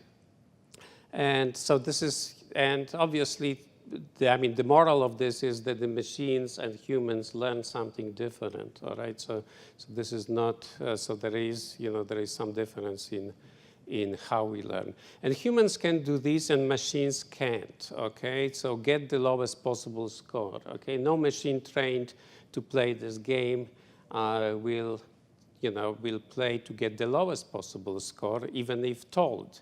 Say, get close to a certain number. It would have to be retrained. I mean, it's possible to do, but it would have to be retrained. All right, but what about this? Beat your friend who's playing next to you, but just barely, not by much, so as not to embarrass them, yes? All right, so this is very important because, part of our intelligence is really not the problem solving, but just, being able to collaborate. And machines are still far away of that. Yes, and then, teaching your friend how to play as efficiently as possible. All right, I mean, this is obviously related to chatting and all the stuff that we have, but that's not, and this is not the most polite of the conversations, but, but it's relatively polite by Twitter standards. All right, so why do I have this slide? Because I really like this answer from the machine. I don't know if the answer was derived using deep learning or just pre-programmed, which I suspect is the case. But I think this is key, that the machines really don't like arbitrary categories. All right? And we humans can relatively quickly adapt and see things from different point of views. So that's why, for the time being, my bet is on amplified intelligence, not true artificial intelligence. And similarly, things that, that are sort of obvious to us, and this is from my domain of natural language processing, if you have a statement like the trophy would not fit in the brown suitcase because it was too big. So, and I ask, what was too big? I mean, nobody has trouble answering the question. It's the trophy that's too big. Yes, we can change it to too small, and it changes into the suitcase, yes? And similarly, John made sure to thank Susan for all the help, and who was given received help. I mean, we don't have to think about the answer. The machines can do it, okay? Right, so what are the challenges? So so these are the challenges. I mean, the first four are from the paper by Lake and company about, building machines that think like humans. All right, so how the meaning of the whole is depends on its parts. Okay, so we saw it in the airplane example. Yes, obviously we had the parts, but the combination was different, and it was not possible for the machine to derive. Machines have no concept of causality, and humans are pretty good at it. They have no concept of intuitive physics or intuitive psychology, like in the example about, who thanked who. And, sort of a more technical thing that they can't easily change categories. So we can't make machine to play, well, but not too well, yes, as not to embarrass our friends. Okay, so all of these are active areas of research, so who knows, maybe there will be breakthroughs, and in 2 years, 3 years, or 30 years, we're gonna see some real machines with intuitive psychology, causality, and physics. And that's pretty much it. So thank you very much, and if you have questions.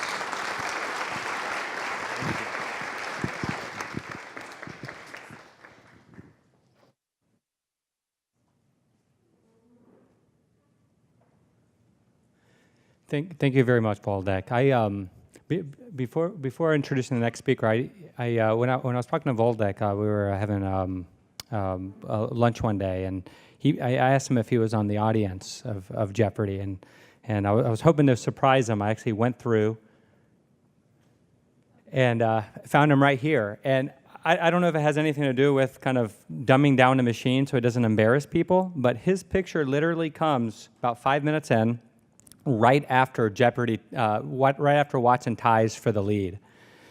So I have a confession to make. I was with IBM for a number of years, and I was touring the research center there, and I saw a bunch of signs that these researchers were working on games, and I think I even heard Jeopardy and some other games, and I'm thinking, wow, I'm doing all this hard work, and people here are just working on games. completely didn't understand the significance of it. And this Watson itself has transformed IBM, and other companies have also taken note. It's literally transformed the company. So it's just very exciting to learn more about it. Our last presenter, Caroline Moniz. I'm not sure where Caroline. Oh, there she is. She's been a phenomenal member of the machine learning group, and just very, very inspirational to me. And I think she's going to just tell you a little bit about the group and how you can join it. And like I said earlier, if you have a curious mind, we hope to have you join us. Thank you.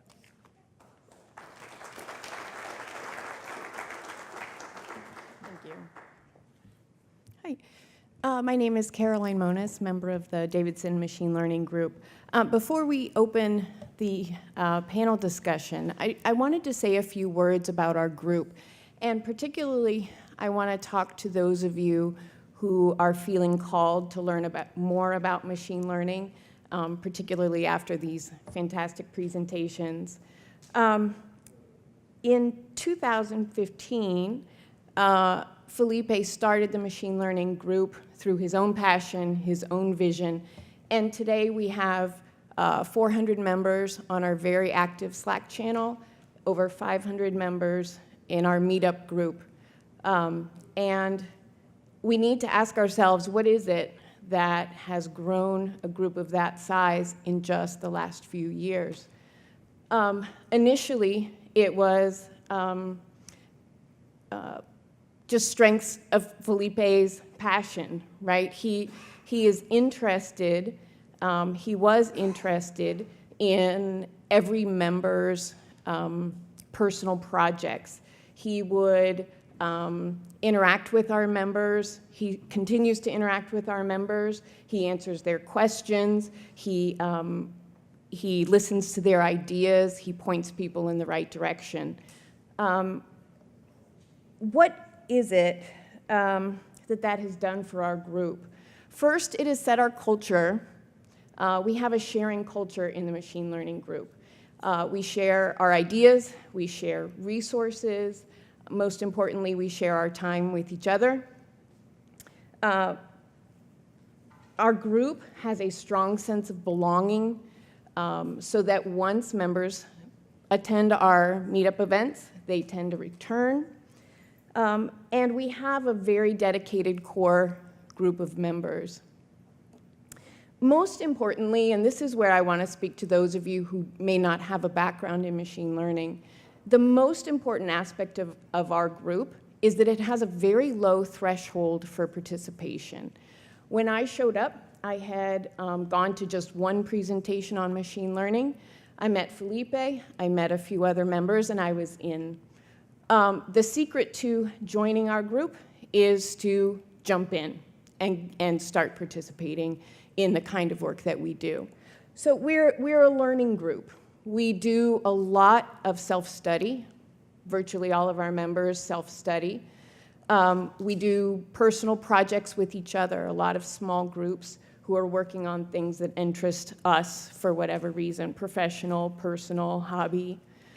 We participate in Kaggle competitions and hackathons, those type of events. So again, I want to make sure that everyone is comfortable showing up to join us. You really don't know where your participation in our group will take you. There have been a number of career changes for our members. A few in particular who I consider good friends were, technical analysts in a non-specialized field. And after about a year of participation, have moved into data science positions, again, just through self-study, just through participation in these groups. I myself, within 6 months of joining the Davidson Machine Learning Group, was enrolled in graduate school at Georgia Tech for a master's in computer science and a specialization in machine learning. So you really don't know where this work will take you. If any of this, the presentation, makes you want to learn more, I look forward to seeing you at our next event. You may look us up at Machine Learning Group. machinelearning.group. Join our Slack channel, join our meetups, and we'll see you there. Thank you very much.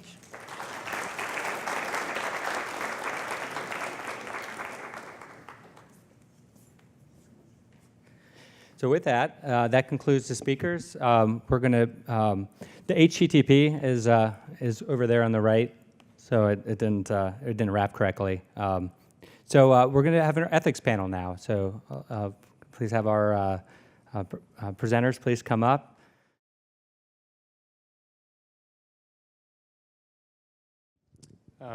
Sure. Yeah, I guess that one thing that's always on our mind whenever we're developing any of these kind of tools is we would never even consider putting them into clinical use without the same kind of scientific rigor as any other intervention that we would ever employ in the hospital. So I can tell you that while we're very encouraged with a lot of our current research, with a lot of our different studies, we would first have to validate it internally, then validate it externally at many different institutions. And we're actually even working with a couple of multi-international institutions that to make sure that we're not just getting a selection bias, and we're making sure we have the amount of data that we need to ensure that these programs are guiding us the right direction. And then again, these are still guides. So it's still a clinical decision-making tool. It's not a yes or a no answer.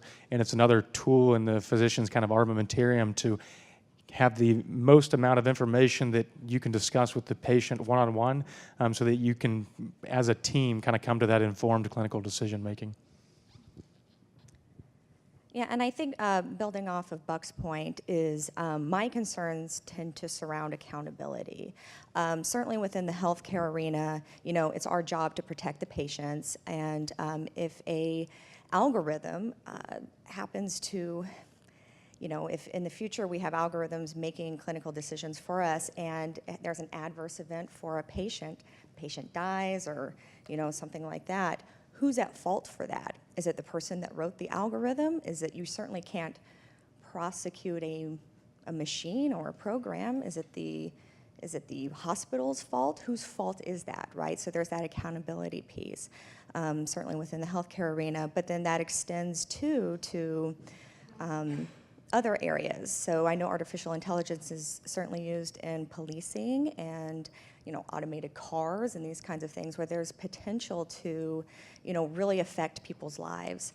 And yeah, so for me, it's kind of putting the brakes a little bit on, or at least applying caution to runaway innovation, I guess. Yeah. Thank you.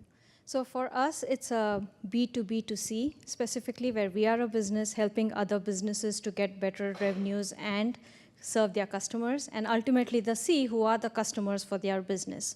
So in our case, our main emphasis is keeping a balance between what the businesses are investing in our technology and making the right decisions for their consumers so that their consumers are not getting the impact of a misalgorithm or a missed workflow. So we try to constantly balance based on our data and inputs, try to see what control should we give the businesses so that they can streamline versus what should we monitor or what should we be guiding so that ultimately the consumers who are not paying us nor making the decisions purely just on the workflows.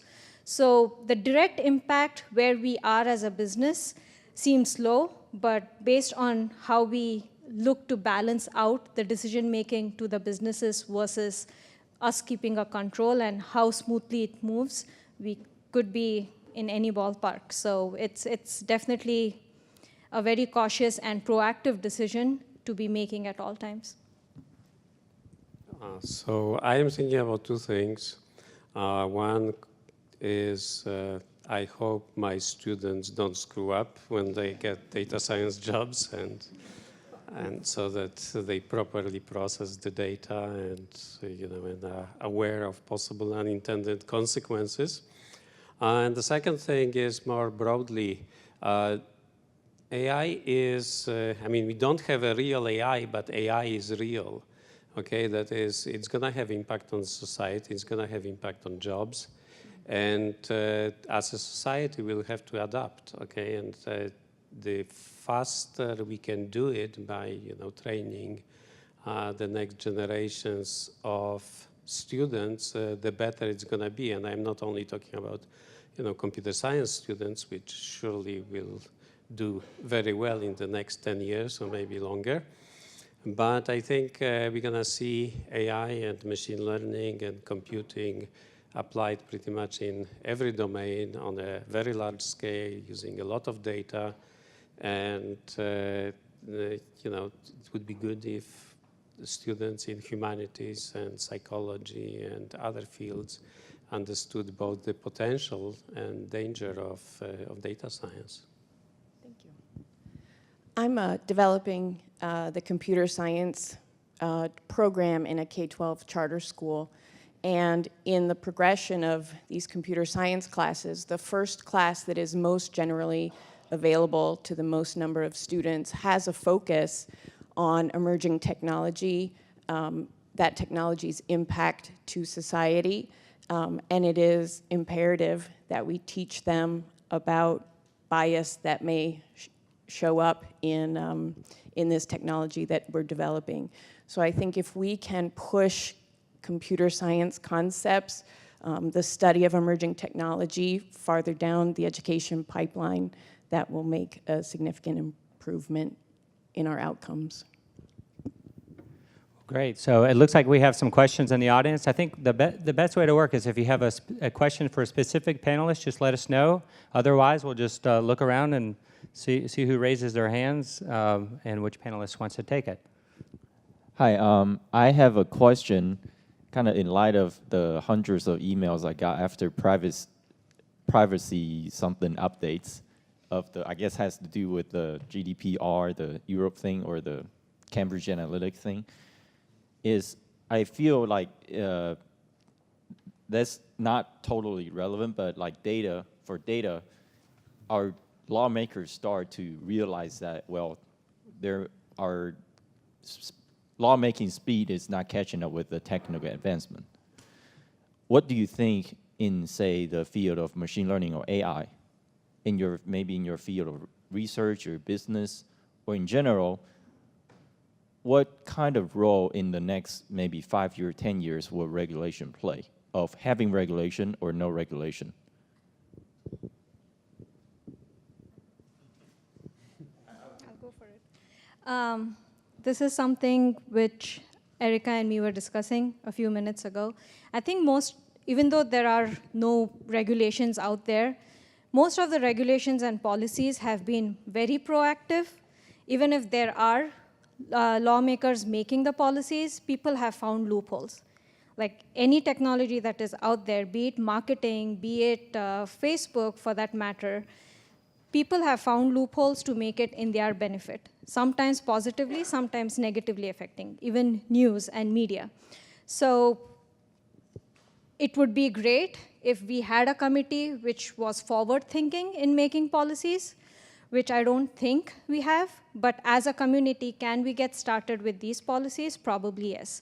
I don't really have an answer per se, but I think most of the policies that come forth are very very reactive. So until we put forward a proactive nature, I don't see we have a way for it. So I think, we can all agree that creating laws and these types of things to police something as fast-moving and not easily understood as machine learning, artificial intelligence, they're just not going to keep up, right? You can't, it takes however many years to get a law done and everything else. So that's never going to be a good way to regulate. In healthcare, we have very tight restrictions and regulations concerning patient privacy and data and that type of thing under HIPAA.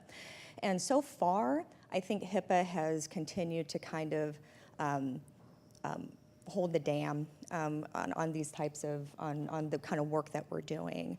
But yeah, is there an easy answer to that? Absolutely not. So is it going to be specific regulations that are faster moving within each industry? Probably. But yeah, it's certainly not going to be, maybe it's controversial to say, it's certainly not going to be laws, I don't think, because they just move too slowly. Yeah, so my personal opinion is that all regulations have unintended consequences, and so does lack of regulation. But for example, say creating a market for personal data where you own the data would perhaps be something to be considered. Okay, because that way we can use market forces to, in place of regulation, and that would guarantee perhaps a faster response, but probably will also have some unintended consequences. And now going back to HIPAA, it is true that that it's a good regulation from the point of view of protecting patients' privacy, but at the same time it sort of hinders research because you cannot get certain information. So if you want to understand the impact of medical guidelines on patients' data, you can't really do it at the university. You have to work within the clinic. And the problem is that there is a mismatch of expertise between, say, the universities and clinics. So, so you have you have a slowdown of the progress because of regulations. Hey, I wanted to do a little exercise for the group. Can everybody hear me okay? It's a little strange, but this applies to the panelists and to everybody in the audience. I want you to shut your eyes tightly until I say open them. No cheating allowed. I'm closing my eyes too. I want you to raise your hand high in the air and hold it up there if you think in your lifetime AI will pose a serious, maybe existential threat to society. If you think that's the case. If you don't, keep your hand down. And now I want everybody to open their eyes. What's the percentage? Can you see? Can you see the percentage, Felipe?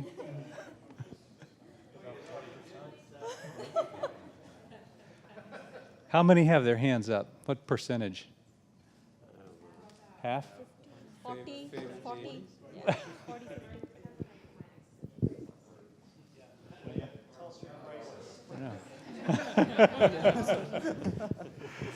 I'll just leave it at that because I, for one, am worried, and I think we're probably right to be pretty cautious. Which panelists had their hands up? Yeah, the two. And Yeah.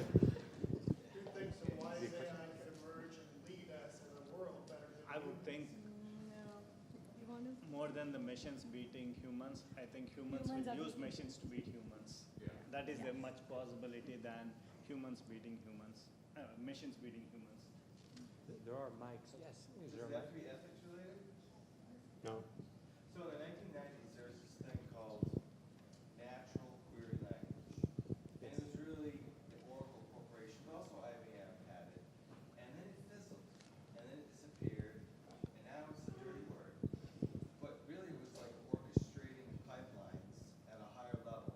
So it was a governing intelligence. And so for the medical app, that's one pipeline. And you use an algorithm in your pipeline, but your pipeline's fixed. But Watson seems like it has a governing intelligence, that it has an intelligence above all the algorithms, and that are we beginning to see natural query languages maybe are going to return? Yes, okay. Actually, I mean, I can't give you a citation, but I have seen a paper within the last, I don't know, 6 months or something like that, where people are revisiting automated query, automated translation from natural language into query languages. So we might see it.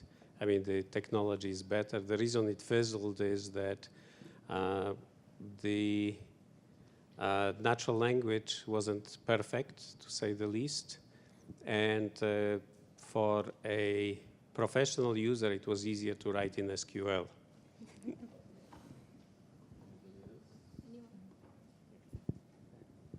Hi, so just to preface the question, I understand that there's a difference between an artificial intelligence in the sense that you would expect from a sci-fi film such as Space Odyssey's HAL versus machine learning, which is you give it inputs and it produces outputs until the outputs are what you wanted.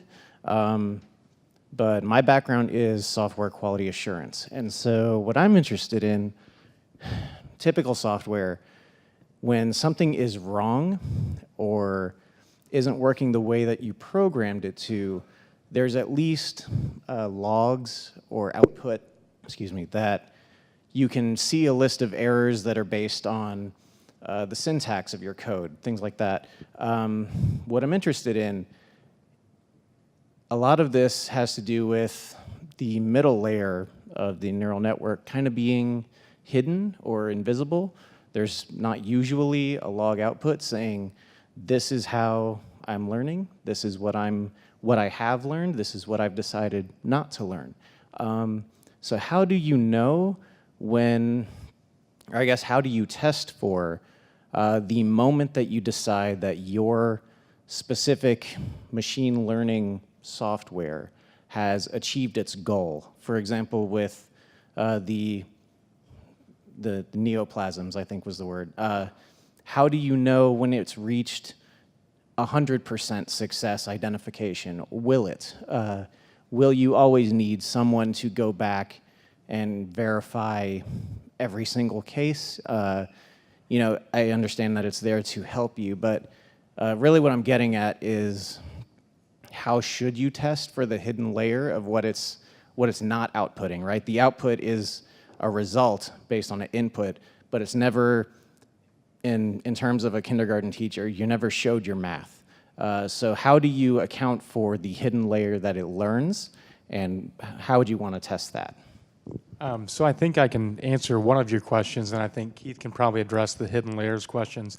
Our goal is for these kind of current programs is to beat guidelines, current guidelines out there, because we do have benchmarks out there. We know how well those guidelines perform on retrospective studies. So if we know the sensitivity and specificity and the accuracy of current guidelines, we want to at least meet or exceed those and hopefully augment them, add them to the current guidelines to create a combination of the two that's more accurate overall. So that would be kind of the at least preliminary goal. And no, we probably don't ever expect 100% accuracy based on imaging, because then again, imaging itself is not always a perfect science. But I'll let Keith address the hidden layers. Okay. Testing on labeled data, right? Mm-hmm.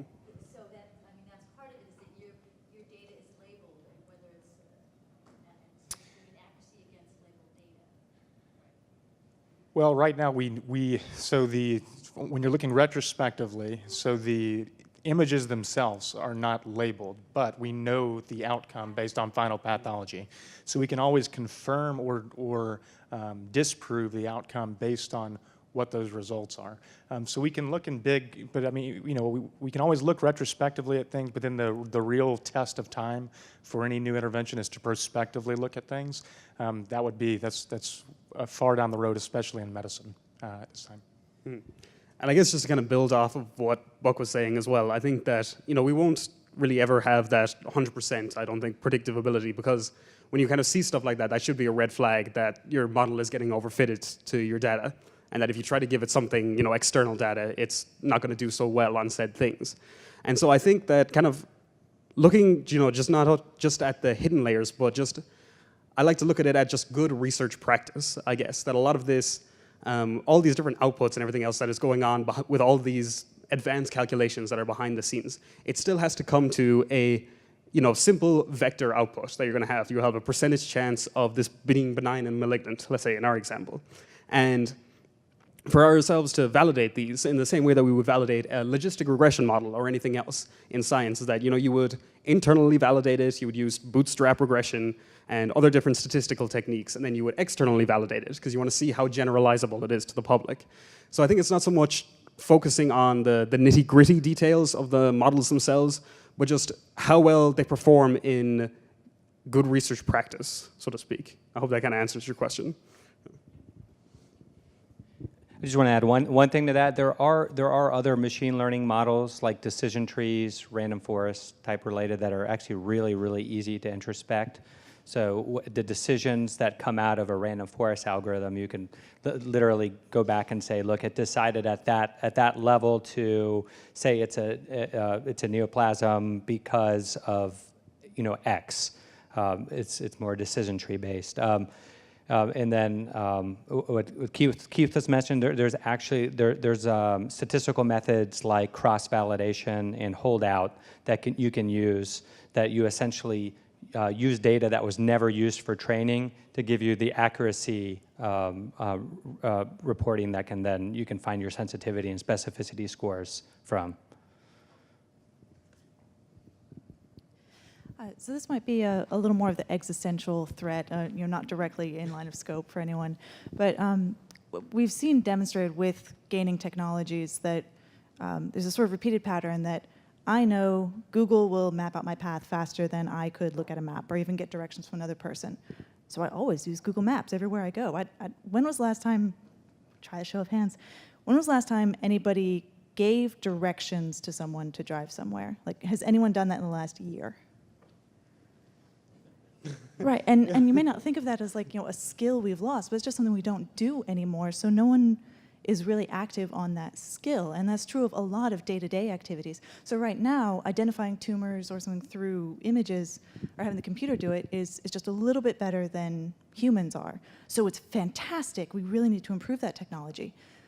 But do you ever worry that that means that the number of humans, the percentage of humans in that profession who could, even with 50% accuracy, identify the tumors might go down because that reliance on the technology is the most efficient choice. Of course, you would let the machine decide it once it has a demonstrated slightly better than human efficiency. And that's true for, for the medical field and for just day-to-day life activities. There are skills that will just drop out of the human population because we have something that's slightly better. And then once it's slightly better for 10 years, well, now I don't even try to give anybody driving directions. I know I'm hopeless next to Google. It's not 10% better than I am, it's 5 times better than I am. Yeah, so a very interesting question. I can tell you that at least in the short term, I don't see, like for example, physicians, radiologists, pathologists would be the ones who, I guess externally, people would say, oh, well, they might be at a chance of losing their jobs with all of this new technology. But I will tell you, just like any other technology or intervention in the hospital, the physician is still the one who's responsible.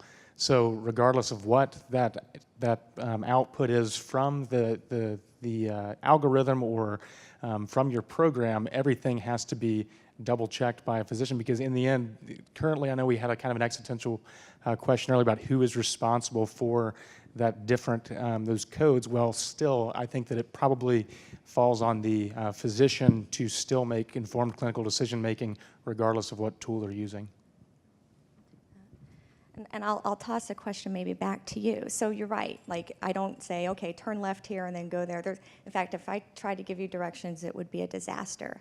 But if you give me an address and I put it in my GPS, I still look at the directions that it tells me and make a human decision on whether maybe that's not the best way to go. Like, do you ever do that, right? So on the front end it has changed, but we still have humans augmenting those computer decisions. And so that's kind of why I'm not one of the people that raised my hand and thought that the world was going to end, because I still think humans play a very real and important role in this kind of relationship that we're developing with computers. Yeah, I've been in healthcare for 42 years. You were a twinkle in your mom and daddy's eye when I started doing this. For a long time. Topic on Buck. I fed him when he was a resident. They're very hungry because they don't get much food because they're working 20 hours a day. And I've lived this, okay? I've seen the evolution of healthcare. Thanks. And the question I have is that, and I work for a company that does data analytics, data aggregation right now, so I know your domain enough to be dangerous. So my question to you is that pancreatic cancer is a nasty beast, okay? And if you look at the folks that do survive, do you do a root cause analysis retrospectively to say, out of the 50,000 that expired, I had 7,000 of those that didn't? Because, the buzzword now is population health, and it's getting into social determinants of health. And so if you begin to look at this thing, in the average human body, in this amphitheater right now, you have 7 terabytes of data. And what your institution, every institution, the domestic U.S. is studying is clinical data right now. and ultimately going to combine it with claims data from the payer side, because the payers have more data. So you begin to get into this little nuance of whatever. But I look, and I worked with one of the companies I worked with for a long time. I worked, and one of my accounts was Hospital Corporation of America, largest for-profit in domestic U.S., and I worked with some folks down at Sarah Cannon Research Institute, so I know your domain, again, enough to be dangerous. And I felt like the focus, again, was to make the accurate diagnosis, and I understand that, but can you do a root cause analysis, respectively, to go back? And you say, why did Mr. Tart survive, but Mr. Smith didn't? Because ultimately, right now, you're in a volume-based business for money, and it's trying to go to a value-based system. And so you're going to be at a juxtaposition right now at some point in time. The data that you three are generating is tremendously important. And I hope I make sense, but I'm just trying to say, can you go back retrospectively and look, and can you look at the folks that survived, and can you look at their social determinants of health, because that impacts you more than anything as to what your outcome of your life is going to be. And you can raise it up to the $3.5 trillion we spend on an annual basis, and half of that is spent on 5% of the people in the domestic U.S. at the end of life. So this thing is coming to a crunch, but I look at what you're doing, applaud you for what you're doing, but can you take a retrospective, do a root cause analysis, and just figure out what did A do differently from B, and why is A still alive? Yeah, obviously a loaded question. And so, yeah, I wouldn't ask you one of those. And so I can say that from a root cause analysis, I say simple. It's by no means simple, but that would be kind of what we consider our simple clinical outcomes analyses. When we look at the different, we look at 3 different, say, interventions that all of these patients received, and which of those interventions had the better long-term outcome. That's honestly by far the majority of what we do at Clinical Outcomes Research, because we have that kind of data available. So we're always looking at things like robotic surgery versus laparoscopic surgery versus open surgery versus all the different kinds of chemo drugs and stuff like that. Now, I will tell you that from a system standpoint and from cost, and talking about being responsible with healthcare resources, that honestly puts physicians, while we always want to be efficient and be giving people the best care, that puts us in a little bit of a difficult situation because we always it's always patient first. And so I can tell you that while we're always being pushed to be more health conscious, if we think that 2 outcomes are going to be equivalent, and that if this intervention is more efficient from a cost standpoint than the other, but they have equivalent outcomes, we'll always choose the more efficient outcome. However, that decision on who deserves to get the opportunity to get that care or not, honestly, that's going to be a huge area of debate here the next few years, obviously, as you recognize as well. Okay, we're going to take 2 final questions. We already have them set. So we're going to start up here with you having a mic. Yes. Hi, I'm a software engineer, and on and off, I am trying to learn machine learning more and more, on my weekends, and try to put time and effort into it. I have a question that when I get to know so many models like Logistic you were talking about, or deep learning, random forest, those kinds of algorithm, and there would be 100 more out there, how do I select a model which will fit to my criteria, or how can I cut down on my time that, okay, this will work for me? What problems do you face, and how do you smartly recognize that this model will work for me on what basis? Okay, I guess I can probably speak to that a little bit, because I've been in your same shoes for a lot of this, I'd say in the past 2 years working at Atrium Health. And I think for me, the first thing you have to look at with yourself is, what is the question you want to answer with your machine learning or deep learning or whatever else model you're looking at? Because things can be answered with as simple as a linear regression model. You don't need to get hyper advanced and have thousands of lines of code in a deep learning model when that's just not efficient for what you're trying to accomplish. So I think the first thing you need to do is really analyze what sort of a question are you trying to answer. And then from there, once you know what your question is, you have to start then investigating. Well, you have the major kind of overarching ideas inside deep learning, machine learning, logistic regression, statistical analysis. and then kind of like parse between those kind of higher areas, then start to break it down and say, well, within deep learning, am I looking at image recognition, or am I just looking at, I need image, what is it called? Or k-nearest neighbor, or something like that. And if something as simple as one option can work for you, then you should stick with that, learn what that is, and take it from there, because there are so many great resources out there. You just have to know what your question is and be able to, search what that is. Because I think a lot of the learning that I have done in relation to this is partly, from my education. And I did do a lot of statistics training at university. But then another large part of that was just going online on Google, as I was saying earlier, and trying to figure things out. What had other people done, either on blogs, on GitHub, on PDFs of different resources that are available, because there is a vast amount of resources available to you. And almost sometimes it seems too overwhelming because there's too much out there.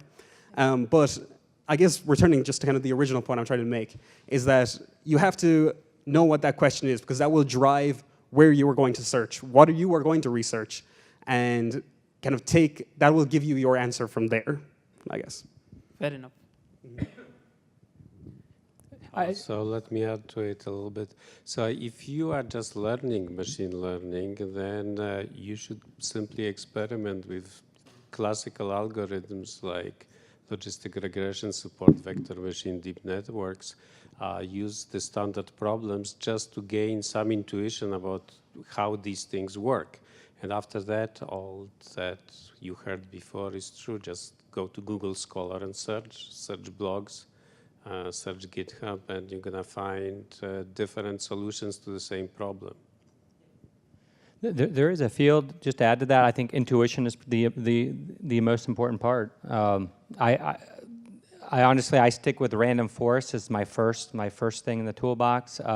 There is an emergent field right now in automated machine learning. So if you've heard of DataRobot or H2O.ai self-driving, they'll actually take, once you get it to the point where you know your question, it'll literally throw hundreds of different models out there and tell you which one worked best. So it's kind of cheating in a way, but it's really growing in popularity. We'll take our final question down here.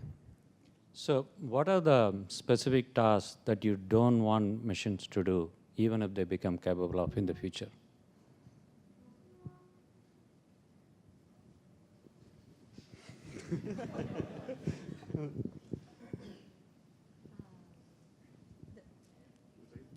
Perhaps appropriately to this panel, I would say ethics. At least, I don't think that computers will ever be good at making ethical decisions. And I don't think I want them to. That's all I have to say. I'm sorry, I would say something similar, that tasks that involve empathy, I think that's not going to happen anytime soon, and even if it did, I perhaps wouldn't want it. And then more to the topic of, one of the themes of this event, I'd rather drink the beer myself than have it drunk by machine.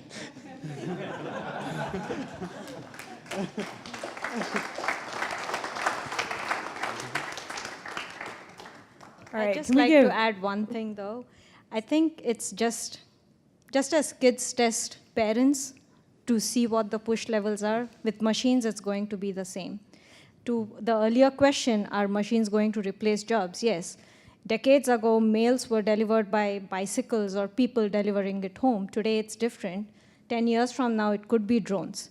So it comes down to a point how, as a community, we are okay with adapting to what machines do, because it's not going to be one machine remotely out there taking over everything. So as a community, we'll allow machines to do something, and as a community, we'll adapt to doing, and we'll evolve into doing something else. All right, can we give a big hand to our panel, because they were amazing.